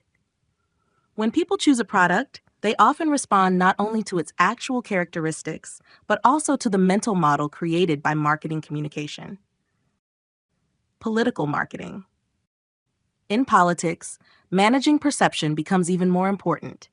Voters make decisions not on the basis of complete information, but on the basis of the model of political reality that has formed in their minds. For this reason, political campaigns devote enormous attention to the associations linked to candidates, the language used to describe events, the issues that remain in the public spotlight, and the emotional responses elicited from the audience. Political marketing seeks not only to persuade people to adopt a particular position, but also to shape the very framework within which they evaluate political events. This is why competition between political forces often becomes a struggle over the interpretation of events. The same fact can be presented as a success, a failure, a threat, or an opportunity, depending on the model of perception different participants in public life seek to establish. Social roles. The management of perception is not limited to advertising or politics. Every person uses elements of this process in everyday life. People often behave differently at work than they do at home. They display one set of qualities among friends and another during formal meetings. Parents speak differently to their children than they do to colleagues. A manager adopts one style of behavior with subordinates and another when interacting with senior executives. These differences cannot be reduced simply to insincerity.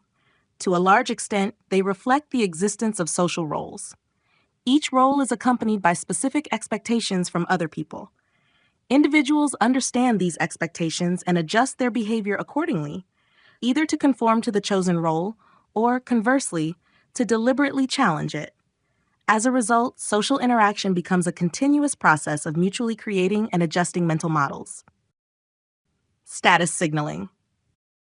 One of the oldest methods of influencing perception is the display of status. Many animals possess signals that communicate physical strength, health, or rank within the group. Humans have retained this evolutionary foundation, but have vastly expanded it through symbolic thought. Modern status signals are not necessarily connected to biological abilities. Expensive clothing, prestigious automobiles, professional awards, academic degrees, job titles, the number of followers on social media, office architecture, patterns of speech, and even styles of behavior can all function as symbols of status. All of these elements primarily influence the mental models of other people. They shape expectations regarding a person's competence, reliability, wealth, influence, or membership in a particular social group.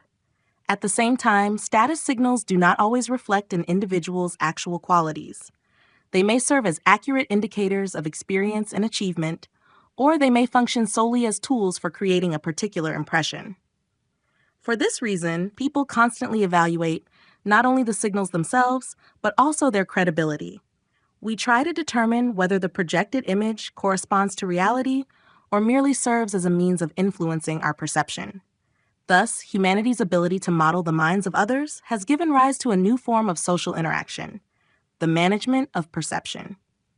In modern society, influence is increasingly exercised not through physical coercion, but through altering the mental models people use to understand the world.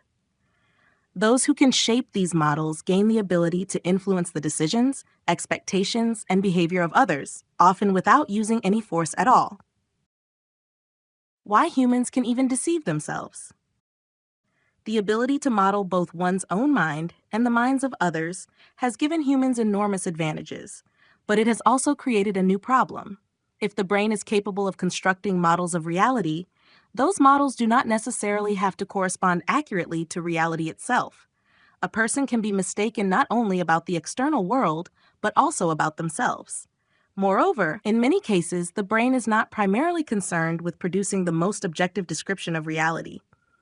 Its main evolutionary function is not to discover absolute truth, but to promote successful survival and effective behavior. As a result, it can sometimes be more advantageous to maintain a model of the world that preserves psychological stability, motivation, or social standing, even if that model only partially corresponds to reality. This is why people can sincerely believe explanations that are objectively incorrect. In such cases, they are deceiving not others, but themselves. The creation of defensive models. The human mind constantly encounters information capable of provoking fear, anxiety, guilt, shame, or helplessness. If the brain processed every unpleasant fact with complete impartiality, the resulting emotional burden could significantly reduce a person's ability to function effectively. For this reason, evolution gave rise to mechanisms of psychological defense. Their purpose is not primarily to discover the truth, but to preserve the effective functioning of the mind. People may explain their failures solely through external circumstances, underestimate their own mistakes, overestimate their abilities, or interpret ambiguous events in the way most favorable to themselves. For example, after a serious failure, a person may tell themselves, "I was simply unlucky.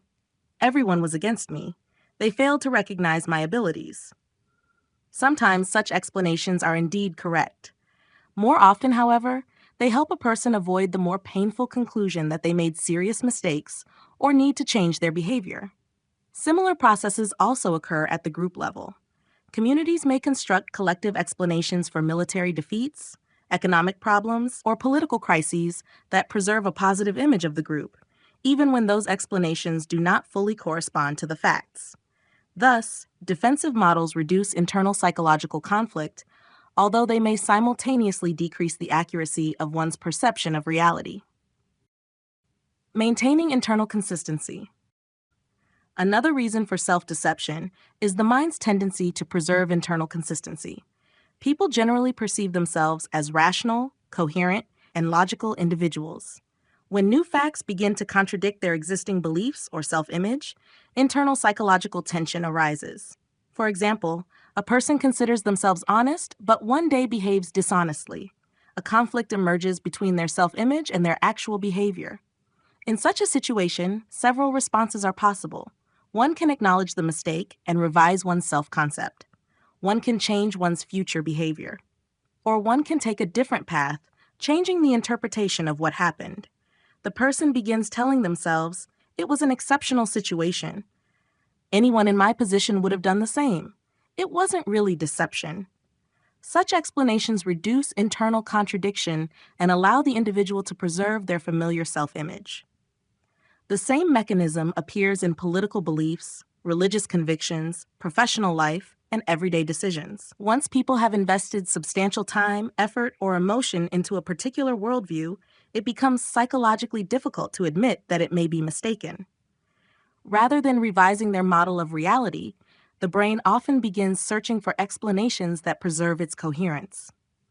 This is why changing deeply held beliefs is often far more difficult than simply acquiring new information. Self-deception should not be understood as a sign of weakness or a lack of intelligence. Rather, it is a byproduct of an extraordinarily complex psychological system. The brain is simultaneously trying to accomplish several goals: understanding reality, maintaining internal stability, preserving social relationships, and supporting effective behavior. Sometimes these goals align, but at other times they come into conflict. In such situations, the mind may favor not the most accurate model of the world, but the one that best preserves emotional balance, personal integrity, or the ability to continue functioning. For this reason, the pursuit of an objective understanding of reality begins, above all, with a willingness to question not only the external world, but also one's own assumptions about it. Chapter 7: The Biological Foundations of Complex Mental Modeling. The role of the prefrontal cortex. The human ability to construct complex models of reality did not arise by chance.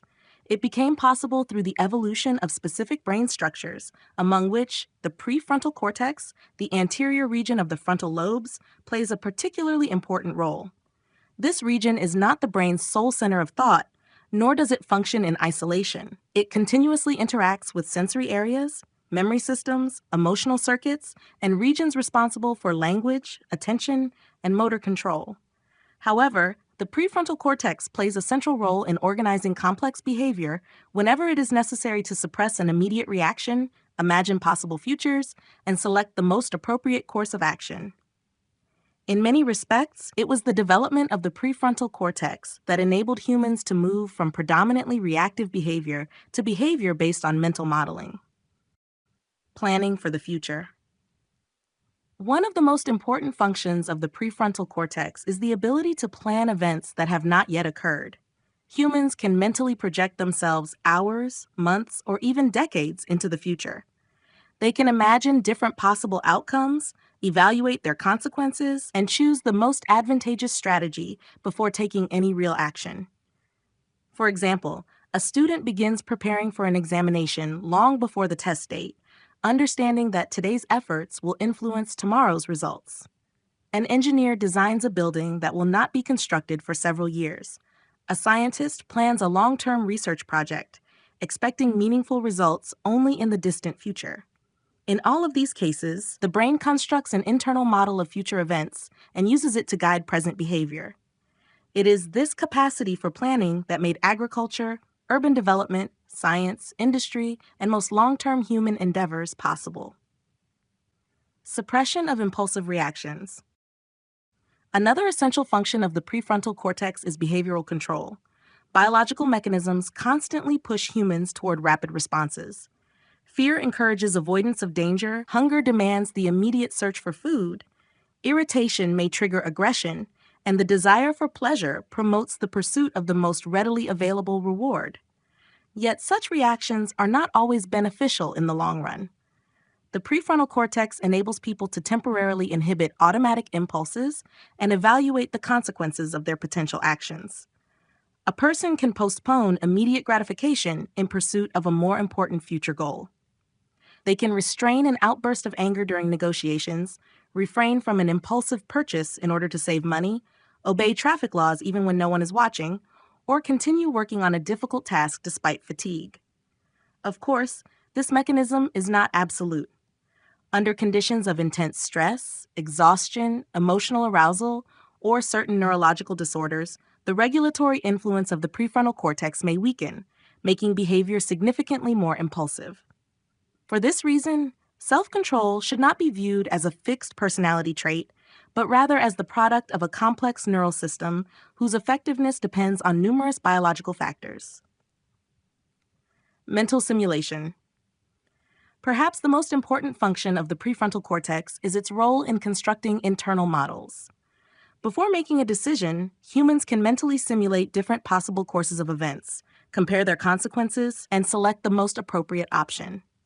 For example, an entrepreneur evaluates several business strategies. A physician considers different treatment options for a patient.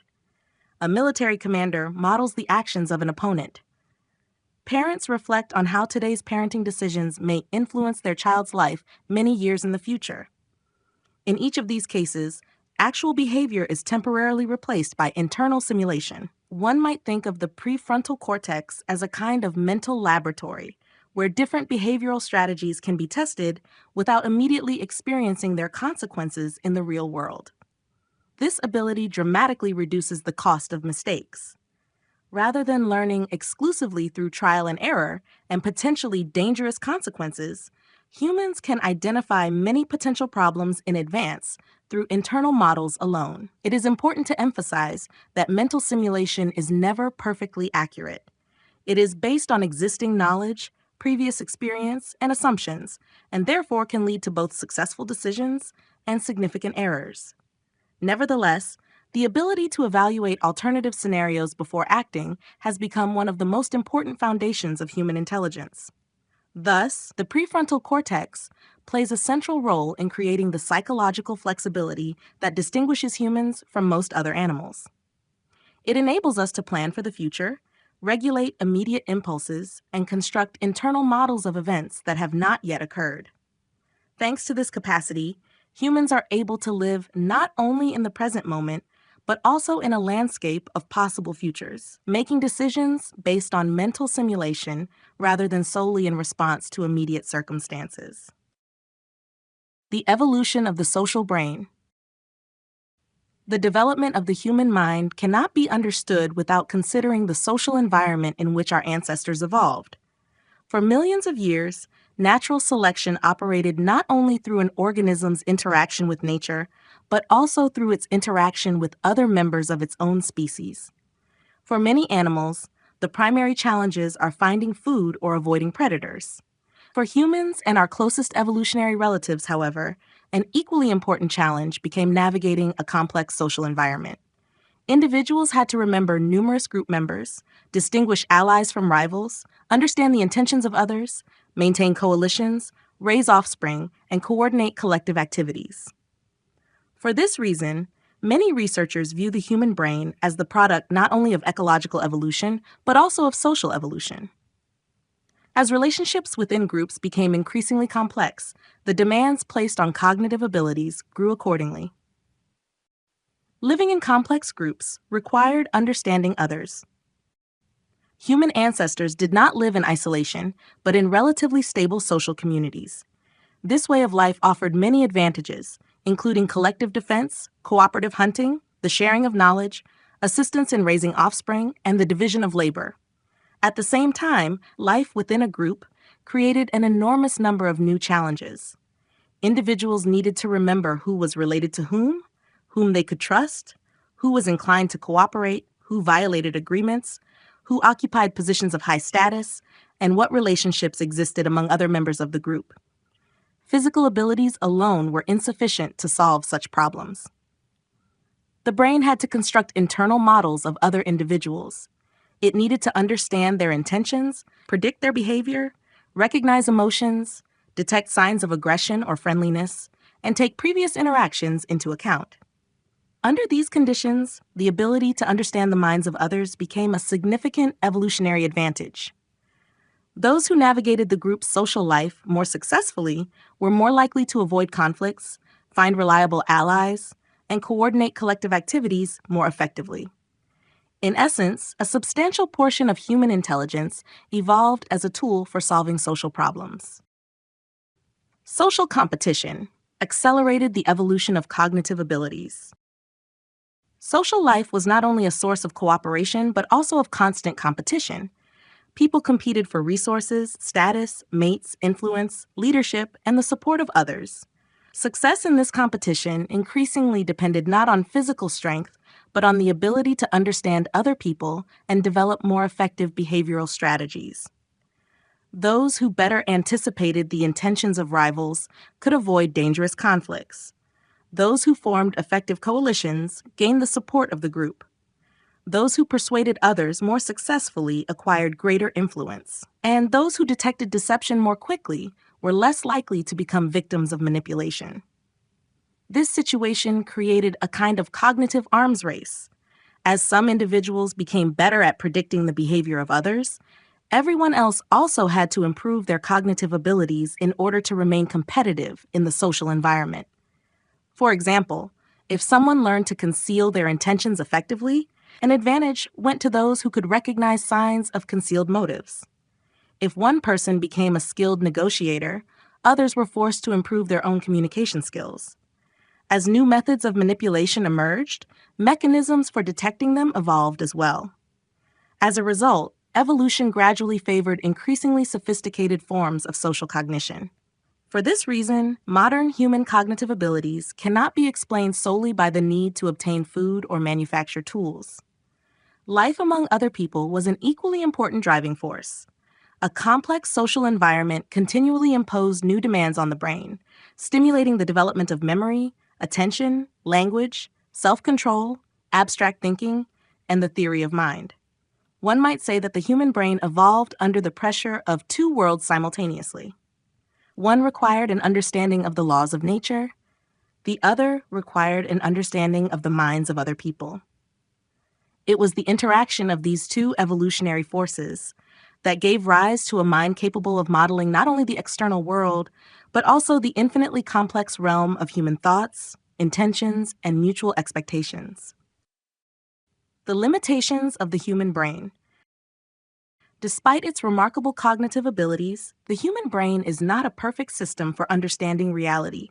It did not evolve as a universal instrument for discovering absolute truth, but rather as the product of millions of years of evolution aimed at increasing the chances of survival and successful reproduction.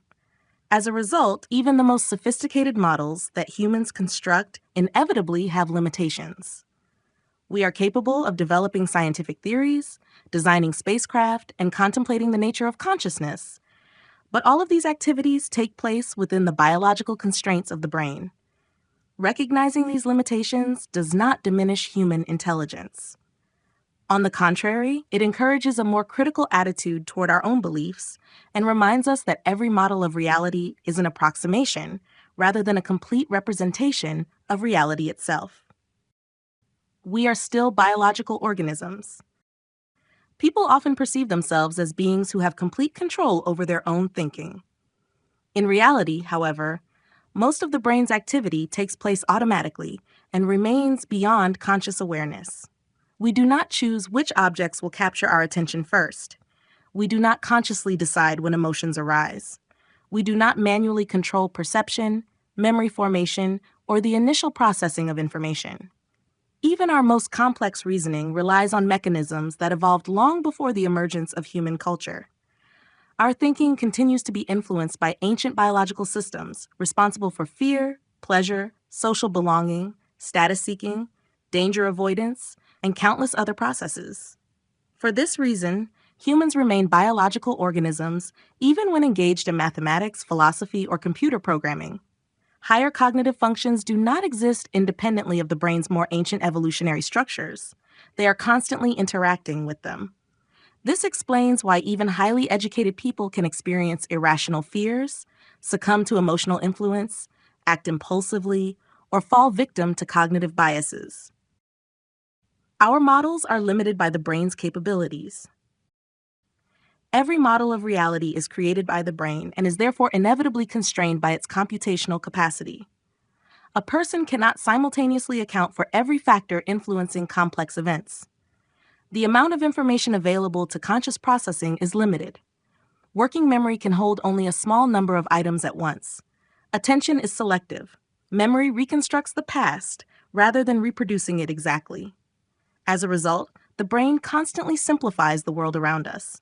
It groups individual objects into categories, relies on established patterns, constructs causal relationships even where none may actually exist, and employs heuristics, fast decision-making strategies that conserve cognitive resources. In most everyday situations, these simplifications are highly effective. In complex systems, however, they can lead to significant errors. For example, People tend to seek simple explanations for phenomena with multiple causes, overestimate the importance of recent events, perceive patterns in random occurrences, overestimate the correctness of their own judgments, and underestimate the influence of hidden variables. The scientific method was developed largely as an attempt to compensate for these natural limitations of human cognition. The use of experiments, statistical analysis, independent verification of results, and collective criticism helps partially overcome the weaknesses of the individual brain. Even science, however, does not eliminate these limitations entirely. It merely provides more reliable methods for constructing models of reality. Recognizing the limitations of the human brain carries profound philosophical significance. It reminds us that no theory, ideology, or personal belief should ever be regarded as ultimate truth. All of our conceptions of the world are products of a biological system with limited resources, shaped by natural selection to solve practical problems of survival. For this reason, intellectual maturity begins not with certainty in one's own correctness, but with the understanding that every model of reality may be incomplete. The willingness to revise one's views, consider new evidence, and acknowledge the possibility of error is not a sign of weak thinking. It is one of the greatest strengths of human intelligence. Chapter 8: Humans as the Product of Multiple Causes. Behavior as the Result of Interacting Factors. One of Robert Sapolsky's central ideas is the rejection of simple explanations for human behavior. People often seek a single primary cause for their actions: personality, upbringing, genes, hormones, or willpower. Modern biology and neuroscience, however, show that such an approach greatly oversimplifies reality. Every human action is the result of the interaction of numerous processes operating at different levels of organization, from molecules within nerve cells to the culture in which a person was raised. Sapolsky proposes viewing behavior as a long chain of causes in which each level influences the others. To understand why a person performed a particular action, it is not enough to examine only the brain or only the environment. One must consider the entire system of factors that shape that decision. Genes. Genes provide the foundation upon which the organism develops. They determine the formation of the nervous system, the functioning of neurotransmitters, sensitivity to hormones, the rate of brain development, and many other biological characteristics. However, genes are not a ready-made program for behavior. They merely establish certain possibilities and constraints. The same set of genetic characteristics can manifest in very different ways depending on living conditions, upbringing, and accumulated experience. For this reason, it would be a serious oversimplification to speak of a gene for aggression, a gene for intelligence, or a gene for criminality. Real behavior emerges through the interaction of numerous genes with one another and with the environment. Brain development. Even with an identical genetic foundation, different people's brains develop differently. Brain development is influenced by nutrition, illness, stress levels, sleep quality, physical activity, education, the social environment, and thousands of other factors. Neural connections are constantly reshaped by experience. Through neuroplasticity, the brain is capable of reorganizing itself throughout life, developing new ways of perceiving, thinking, and behaving. For this reason, brain development should not be viewed as a process that is completed during childhood. Every new experience gradually changes both the structure and functioning of the nervous system. Hormones. Hormones have an enormous influence on brain function, yet their role is often understood in an overly simplistic way. For example, testosterone does not create aggression. Rather, it may strengthen the drive to achieve socially significant goals. Cortisol helps the body adapt to stress, but when chronically elevated, it can impair memory and reduce the effectiveness of certain cognitive functions. Oxytocin promotes the formation of social bonds, but it does not make a person equally kind toward everyone. It is important to understand that hormones do not directly dictate behavior. Instead, they alter the likelihood of certain responses depending on the situation, previous experience, and the way the brain functions. This is why the same hormonal profile can lead to very different patterns of behavior in different individuals. Experience. Every event in a person's life leaves a lasting imprint on the brain. Successful learning strengthens certain neural connections, traumatic experiences reinforce others, and repeated habits gradually become automatic. Experience shapes how people interpret the world around them. It influences expectations, trust, self-esteem, emotional responses, and problem-solving strategies. As a result, two people placed in the same situation may react in completely different ways because their past experiences have created different internal models of reality. Culture. Humans develop not only as biological organisms, but also as participants in a particular culture. Language, traditions, education, moral norms, religious beliefs, economic systems, and social values shape ways of thinking long before individuals begin to analyze the world independently. Culture determines which forms of behavior are considered desirable, which goals are regarded as worthy, which emotions are acceptable to express, and how people are expected to interact with one another. In many respects, culture transforms the biological capacities of the brain into specific forms of human behavior. Situation. Even with identical genes, similar upbringing, and comparable life experiences, a person's behavior may vary depending on the specific situation.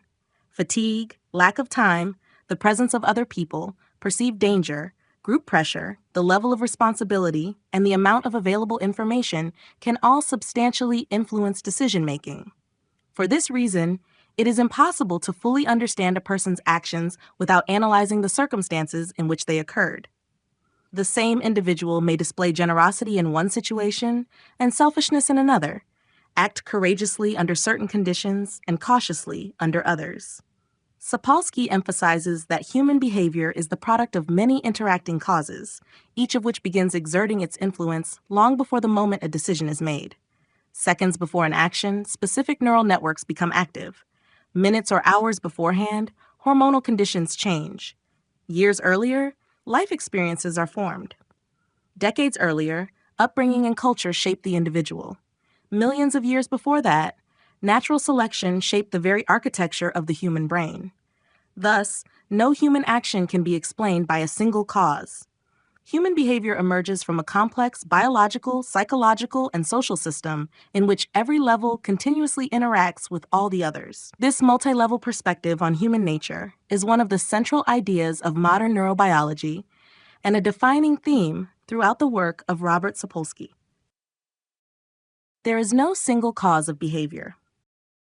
One of the most important conclusions of modern neurobiology is the rejection of the search for a single primary cause of human behavior. Throughout history, there have been many attempts to explain human actions by attributing them to one dominant factor: biology, upbringing, society, free will, economics, or culture. Robert Sapolsky demonstrates that such oppositions do not reflect the true nature of human beings. Biology and culture are not independent forces competing against one another. They constantly interact, shaping and reshaping each other throughout life. Human behavior does not emerge from the influence of a single factor, but from the continuous interaction of numerous interconnected processes. Each level is simultaneously the consequence of previous causes and the cause of subsequent changes. Biology influences culture. Every culture is created by human beings, and therefore its foundation inevitably rests upon human biology. The capacity for speech depends on the structure of the brain and the vocal apparatus.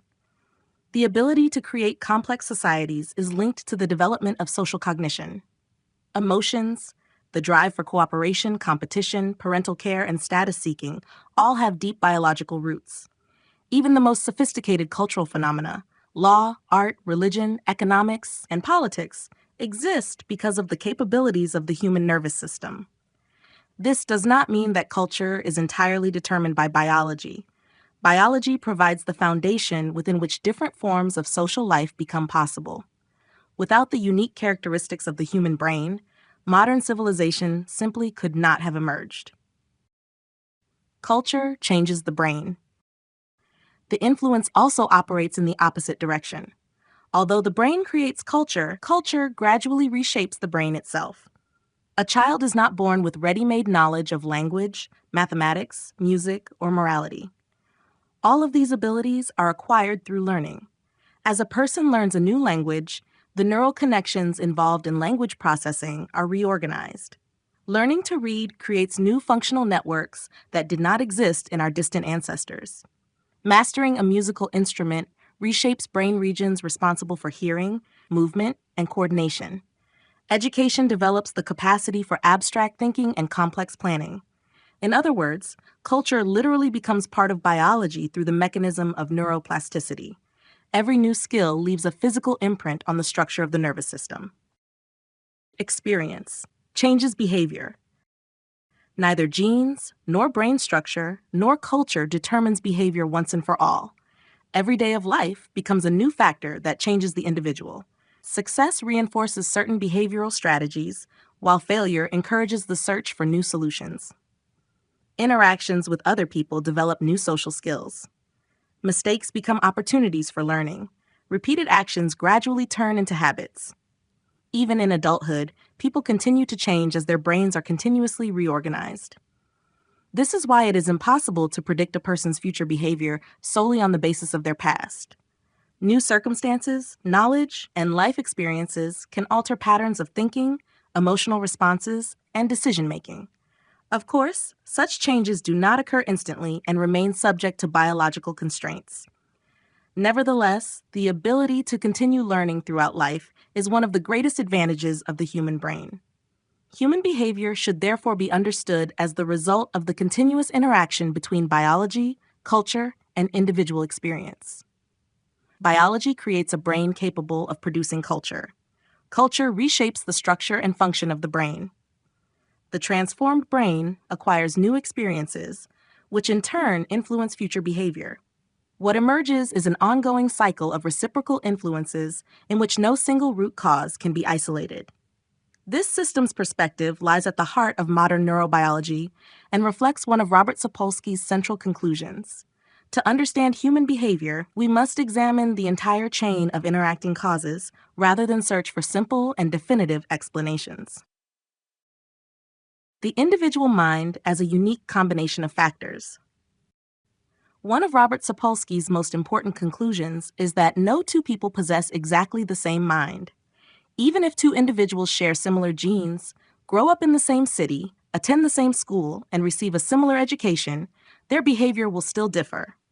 The reason is that the human mind is shaped by an enormous number of interconnected factors that are never completely identical. Every day lived, every event, and every social interaction gradually alters the structure of the brain and the ways in which the world is interpreted. For this reason, personality cannot be reduced to a single explanation, whether genes, upbringing, culture, or character. It is the product of the entire developmental history of a particular individual. Every person is a unique developmental history. From the moment of birth, each person begins following a unique developmental trajectory. The mind is influenced by inherited characteristics, prenatal development, the first years of life, relationships with parents, education, friendships, cultural environment, stress levels, illness, chance events, books read, successes and failures experienced, profession, family life, and thousands of other factors. Each new experience changes the functioning of the brain. Some neural connections are strengthened, others weaken. New habits are formed, emotional responses change, and new ways of thinking and interpreting reality emerge. Even seemingly minor events can gradually alter the course of development. A chance encounter may lead to a new career. A single teacher can inspire a lifelong interest in science. A book may transform a person's worldview. A traumatic experience may create entirely new ways of responding to the world. As experiences accumulate, these changes begin to reinforce one another. Every decision influences future circumstances, and new circumstances, in turn, reshape the individual. What emerges is a continuous chain of causes and effects that makes every person's life history unique. For this reason, Sapolsky argues against overly simplified explanations of human behavior. It is impossible to fully understand a person by analyzing only their genetic characteristics, hormone levels, or upbringing. Every action is the outcome of the organism's entire developmental history. In this sense, every person is a kind of biography written into the structure of the brain. The mind is not a static collection of traits, but a dynamic system in which heredity, the development of the nervous system, life experience, culture, the social environment, and the specific circumstances of the present moment are intricately intertwined. Recognizing this complexity allows us to view human differences from a new perspective. People differ from one another not because some are built correctly, while others are built incorrectly. Each individual is the product of a unique causal history. For this reason, understanding a human being requires not the search for a single cause, but the examination of the entire chain of factors that gradually shape their mind and continue to transform it throughout life. Chapter 9. The Cost of a Multi-Layered Mind. Advantages. The evolution of the multi-layered mind was one of humanity's greatest evolutionary achievements. The ability to construct internal models of reality, understand the minds of others, mentally simulate future events, and manipulate abstract symbols open possibilities that are virtually absent in other animals. It was this cognitive complexity that enabled humans to move far beyond the immediate demands of survival. They began creating knowledge, technologies, works of art, complex social institutions, and entire civilizations. All of these achievements share a common foundation: the brain's ability to model things that do not yet exist in direct experience. Creativity. Creativity emerges when a person ceases to merely reproduce existing models and begins to create new ones. An artist envisions a painting before applying the first brushstroke. An architect mentally designs a building long before construction begins. An inventor combines existing ideas into a previously non-existent invention. A writer creates entire worlds that exist only in the human imagination. All of these processes require the ability to combine knowledge, predict outcomes, and mentally experiment with different possibilities. In many respects, creativity is the process of working with internal models of reality. Human beings are capable of creating objects first within their own minds and then bringing them into the physical world. Science. Scientific thinking became possible because of the ability to construct abstract models of reality. A scientist observes individual phenomena but seeks to discover general principles that cannot be directly perceived. The laws of physics, chemical models, evolutionary theory, mathematical formulas, and modern conceptions of the universe exist primarily as intellectual constructs that explain observed facts. Science continually develops models, tests them through experimentation, corrects errors, and replaces less accurate explanations with more accurate ones. This capacity distinguishes scientific thinking from the mere accumulation of experience. Humans learn to understand not only individual events, but also the principles that underlie them. Art. Art represents another form of complex mental modeling. A painting, novel, musical composition, or theatrical performance affects not only the senses but also a person's inner world. Through artistic expression, people communicate emotions, ideas, values, experiences, and visions of reality. As viewers or readers engage with a work of art, they construct new internal models that enable them to see reality from a different perspective. In many ways, art can be understood as the exchange of internal models between people. It expands human experience by allowing individuals to mentally live through events they have never personally experienced. Complex cooperation. Perhaps the most significant consequence of the evolution of the multi-layered mind is the ability to cooperate on an enormous scale. Modern civilization exists because millions of people can coordinate their actions without ever having met one another personally. Scientists collaborate to generate new knowledge. Engineers design highly complex technological systems. Physicians apply research findings produced by specialists from around the world. The manufacture of a modern computer requires the contributions of thousands of people from a wide variety of professions. Such cooperation would be impossible without language, trust, shared rules, social institutions, and the ability to understand the intentions of other members of society. Every individual continuously builds models of other people's behavior while expecting them to follow certain shared norms of interaction. This is what makes economics, education, science, law, medicine, and most of the achievements of modern civilization possible. Thus, The multi-layered mind has become the foundation of virtually every distinctive feature of human society. It has enabled us to generate new ideas, investigate the laws of nature, express our inner worlds through art, and unite the efforts of vast numbers of people in pursuit of common goals. The ability to construct models of reality transformed humans from organisms that merely react to their environment into beings capable of first changing the world within their minds and then bringing those changes into reality. Drawbacks. The very same mind that enabled humans to create civilization also became the source of countless new problems.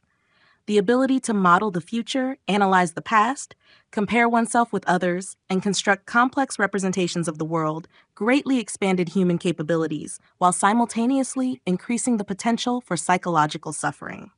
Most animals live primarily in the present moment. Their experiences are closely tied to their immediate circumstances. Humans, however, can experience intense emotions about events that have already happened, have not yet happened, or may never happen at all. It is precisely the multi-layered nature of the human mind that gave rise to anxiety, existential crises, complex social conflicts, and numerous cognitive errors. Anxiety about the future. One of the greatest advantages of the human brain is its ability to anticipate the future. Yet this same ability comes at a cost. The brain can mentally generate dozens or even hundreds of possible future scenarios. Among them are not only favorable outcomes, but also potential dangers. A person may worry about losing a job, becoming ill, facing an economic crisis, growing old, losing loved ones, or making serious mistakes, even though none of these events has actually occurred. From an evolutionary perspective, this ability was advantageous. An organism capable of anticipating potential threats had a better chance of preparing for them. In the modern world, however, this system often becomes excessively active. The brain continues searching for dangers, even when no immediate threat exists. As a result, a person may experience prolonged anxiety, generated entirely by mental simulations of the future. This creates a remarkable paradox. The ability to foresee future events, which provided humans with an evolutionary advantage, also becomes a source of chronic psychological stress. Social comparison. Humans constantly evaluate not only the surrounding world, but also their own position relative to other people. Our brains continuously compare income, professional achievements, appearance, education, social status, popularity, the amount of attention received from others, and countless other characteristics. This mechanism has deep evolutionary roots. For social primates, one's position within the group directly influenced access to resources, mates, and safety. As a result, the brain became especially sensitive to relative social standing. In modern society, this system continues to operate even though living conditions have changed dramatically. Social media has greatly amplified this mechanism. Instead of comparing themselves with a few dozen members of their immediate group, people now compare themselves every day with thousands of carefully curated images of success, beauty, and prosperity. As a result, life satisfaction is increasingly determined not by objective circumstances, but by comparing one's own life model with the models presented by others. Illusions. The ability to construct internal models makes humans extraordinarily creative, but it also makes them vulnerable to their own mistakes. The brain constantly fills in missing information, searches for patterns, creates explanations, and predicts future events. Most of the time, these mechanisms function effectively. However, they sometimes generate illusions. People may perceive cause and effect relationships where only random coincidence exists. They may overestimate their understanding of complex processes. They may become completely confident in memories that are partially or entirely distorted. In many situations, the brain prefers a complete and coherent picture of the world over uncertainty. This is why people often choose simple explanations for complex phenomena, even when those explanations do not correspond to reality. Illusions are not signs of weak intelligence, but rather natural consequences of a brain that must construct models of reality based on limited information. Self-deception. One of the most remarkable features of the human mind is its ability to create and maintain inaccurate beliefs about itself. People strive to perceive their lives as coherent and logical narratives. When real events begin to contradict this narrative, the brain often changes not the facts themselves, but their interpretation.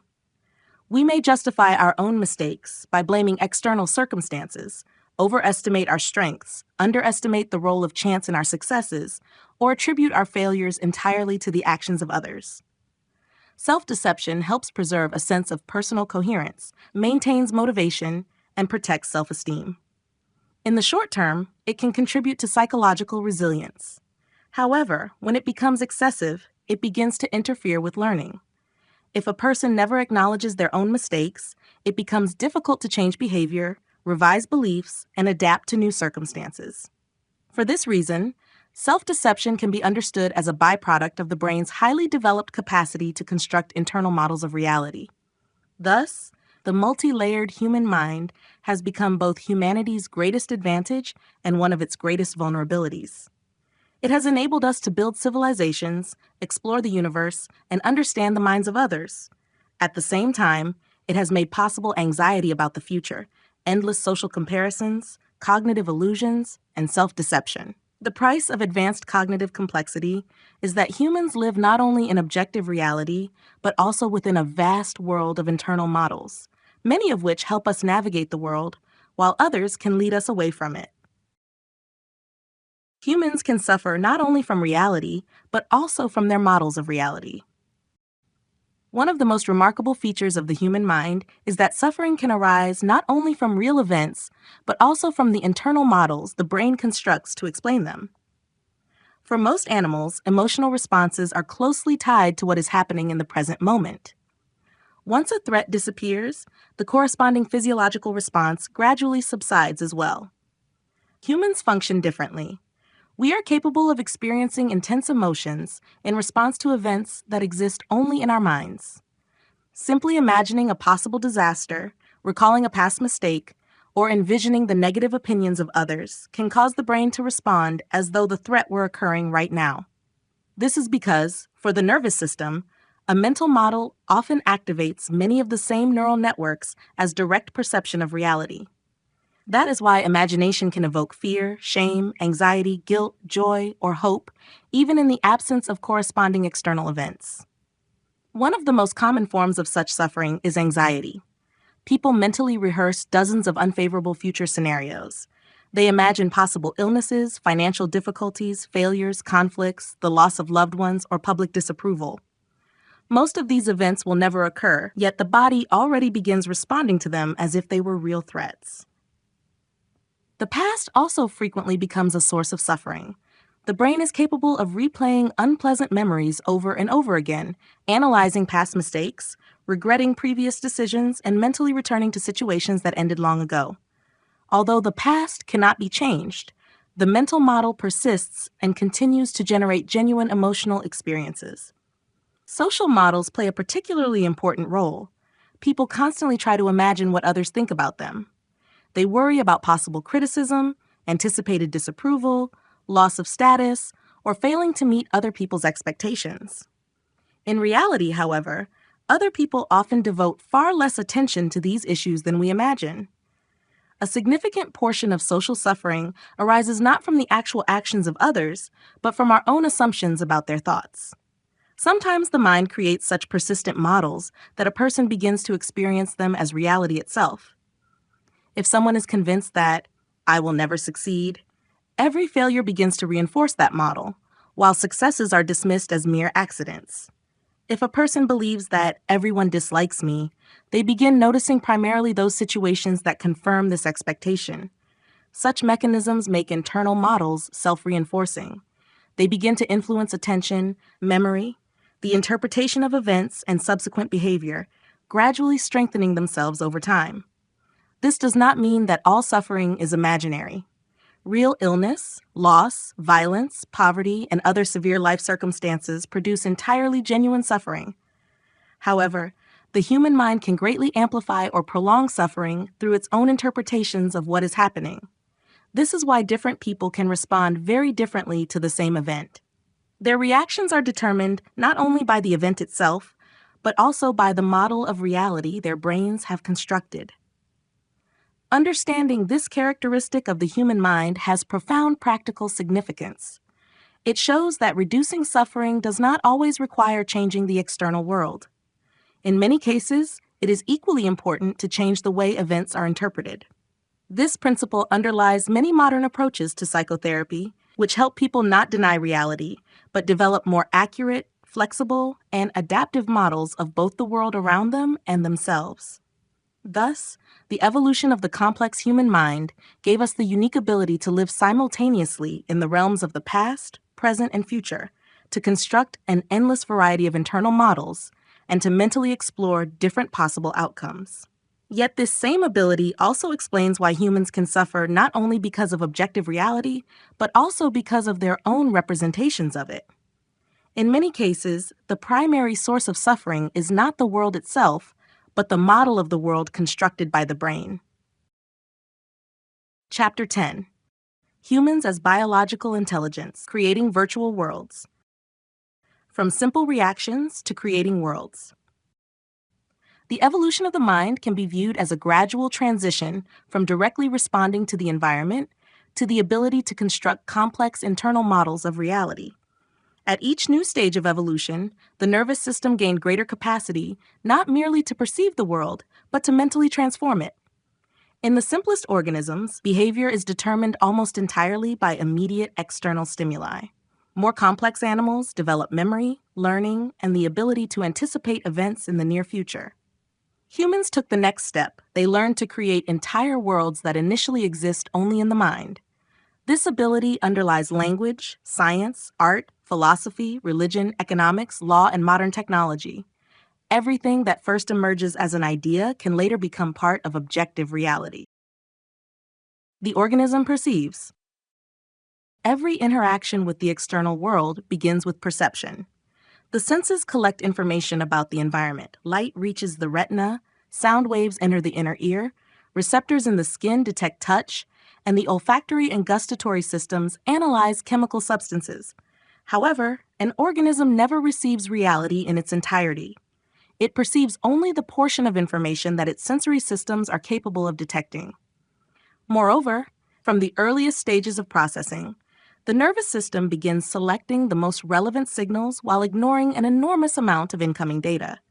Thus, perception is not a passive copy of the world, but the first stage of its biological processing. The brain models. After receiving sensory information, the brain begins constructing an internal model of what is happening. It integrates individual signals into coherent objects, recognizes faces, estimates distances, predicts the movement of objects, recalls past experiences, and evaluates the possible consequences of ongoing events. It is at this stage that a subjective picture of the world emerges. We do not perceive a stream of electromagnetic waves, but familiar objects. We hear not fluctuations in air pressure, but speech, music, or the sound of rain. We recognize not isolated patches of color, but the faces of people we know. The brain transforms an immense stream of sensory information into an understandable and behaviorally useful model of the surrounding environment. The mind creates abstractions. The most extraordinary feature of humans is the ability to move far beyond immediate experience. Humans can create concepts that do not exist in nature as physical objects. Numbers, states, money, human rights, mathematical formulas, scientific theories, corporations, moral principles, literary characters, and philosophical ideas exist primarily as abstractions. These constructs cannot be directly seen or touched. They exist because the human brain can create symbolic models and communicate them to others through language. For this reason, it can be said that humans live simultaneously in two worlds. The first is physical reality, shared by all living organisms. The second is the world of symbols, concepts, and collective models that exists solely through the functioning of the human mind. It is this second world that made civilization possible. Cities first appear in an architect's plans. Laws first exist in written texts and collective agreements. Scientific discoveries begin as researchers' hypotheses. Technologies originate in engineering models. Even the future first appears as a mental scenario before becoming part of objective reality. Thus, the development of the human mind can be understood as a sequence of three levels. The organism perceives the surrounding world through its senses. The brain transforms sensory signals into internal models of reality. The mind, building upon those models, creates new abstractions and imagined constructs, many of which eventually reshape the physical world itself. It is this ability to transform ideas into reality that has made humans a unique form of biological intelligence, one that creates not only models of the world, but entirely new worlds that first exist in the mind and later become embodied in culture and civilization. Culture as a collective model of the mind. The human mind is unique not only because it can create individual models of reality, but also because it can connect those models with the minds of other people. Through language and symbolic thinking, one person's internal representations can be transmitted to others, gradually becoming part of a shared body of experience. This is how culture emerges. Culture can be understood as an immense system of shared mental models accumulated over countless generations. It enables people to benefit from knowledge that could never be acquired within a single lifetime. Every child is born not into an empty world, but into an already existing system of concepts, symbols, rules, and representations created by previous generations. In this sense, culture serves as both the collective memory of humanity and a collective model of reality within which individuals learn to understand the world. Language. Language is the primary tool for transmitting mental models. Through language, people can describe objects that are not physically present, recount the past, discuss the future, explain abstract ideas, and pass on accumulated knowledge. Without language, most complex models would exist only within individual brains and would disappear with their creators. Language makes knowledge collective. Because of it, the discoveries of one generation become the starting point for the next. This is why the development of human civilization has been cumulative. Each new generation begins not from scratch, but with an enormous body of existing models of the world. Myths. Among the earliest collective models were myths. They explained the origin of the world, natural phenomena, the organization of society, moral principles, and humanity's place in the universe. From the perspective of modern science, many myths do not accurately describe objective reality. However, their primary function was not to provide precise explanations of nature, but to create a shared worldview that could be understood by all members of a community. Shared myths helped unite people, fostered collective identity, explained rules of behavior, and strengthened cooperation within large groups. In many ways, mythology represented humanity's first attempt to construct a unified model of the world for an entire society. Science.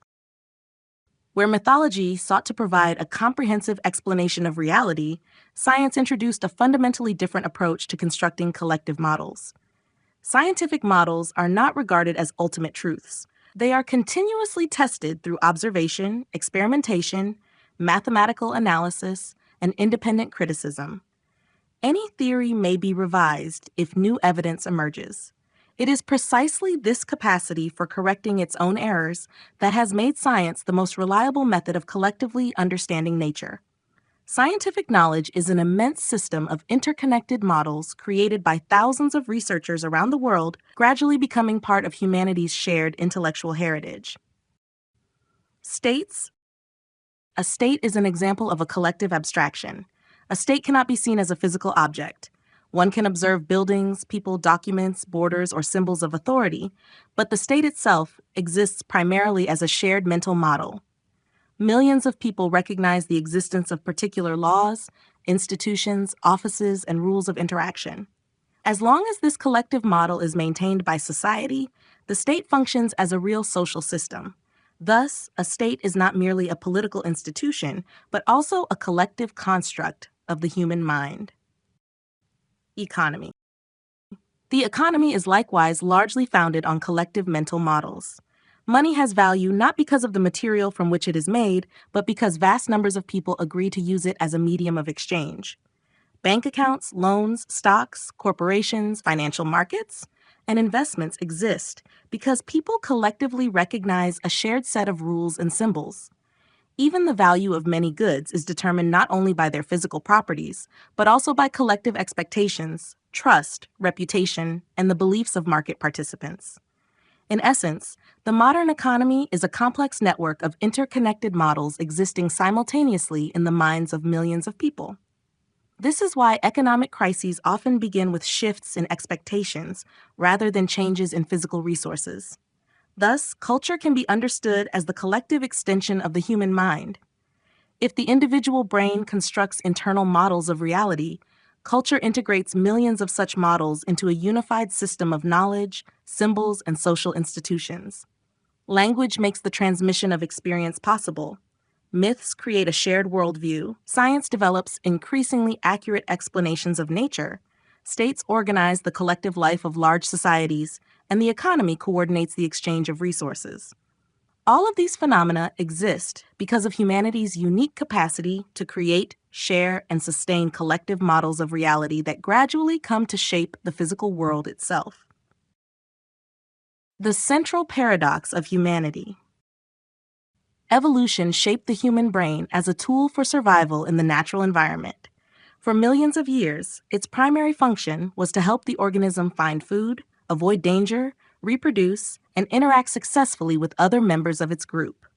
Yet, over the course of evolution, something extraordinary happened. The brain gradually acquired the ability to construct internal models so complex that they came to play a role in human life no less significant than physical reality itself.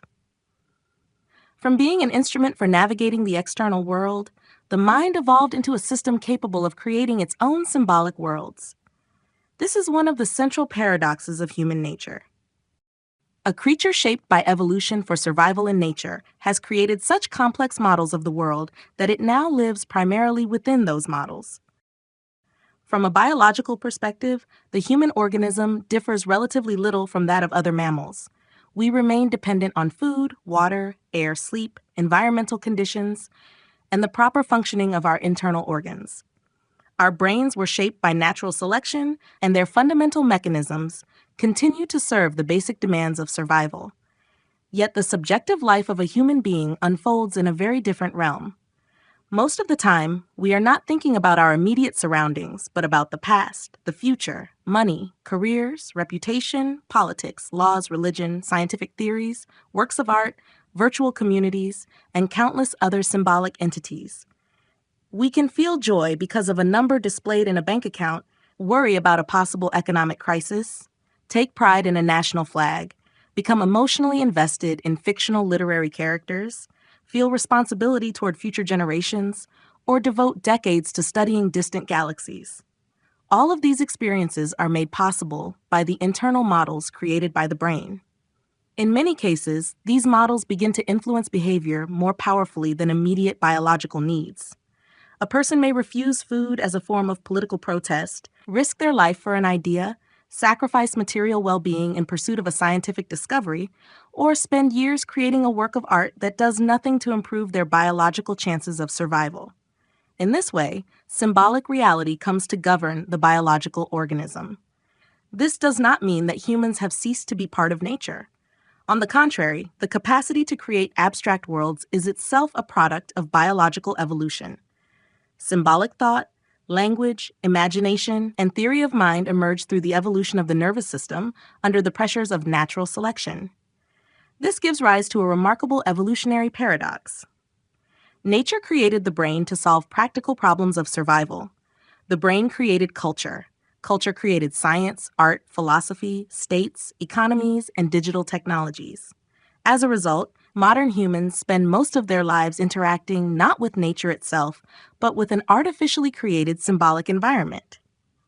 One might say that humanity has constructed a kind of second nature, a world of collective models within which a substantial part of human life now unfolds. For this reason, understanding humanity requires two complementary perspectives. On the one hand, we remain biological organisms shaped by millions of years of evolution. On the other hand, we exist within an extraordinarily complex system of symbols, ideas, values, and collective representations that we ourselves have created. Recognizing this paradox offers a new perspective on human civilization. All of its achievements, from the first cave paintings to artificial intelligence, are continuations of the same evolutionary process.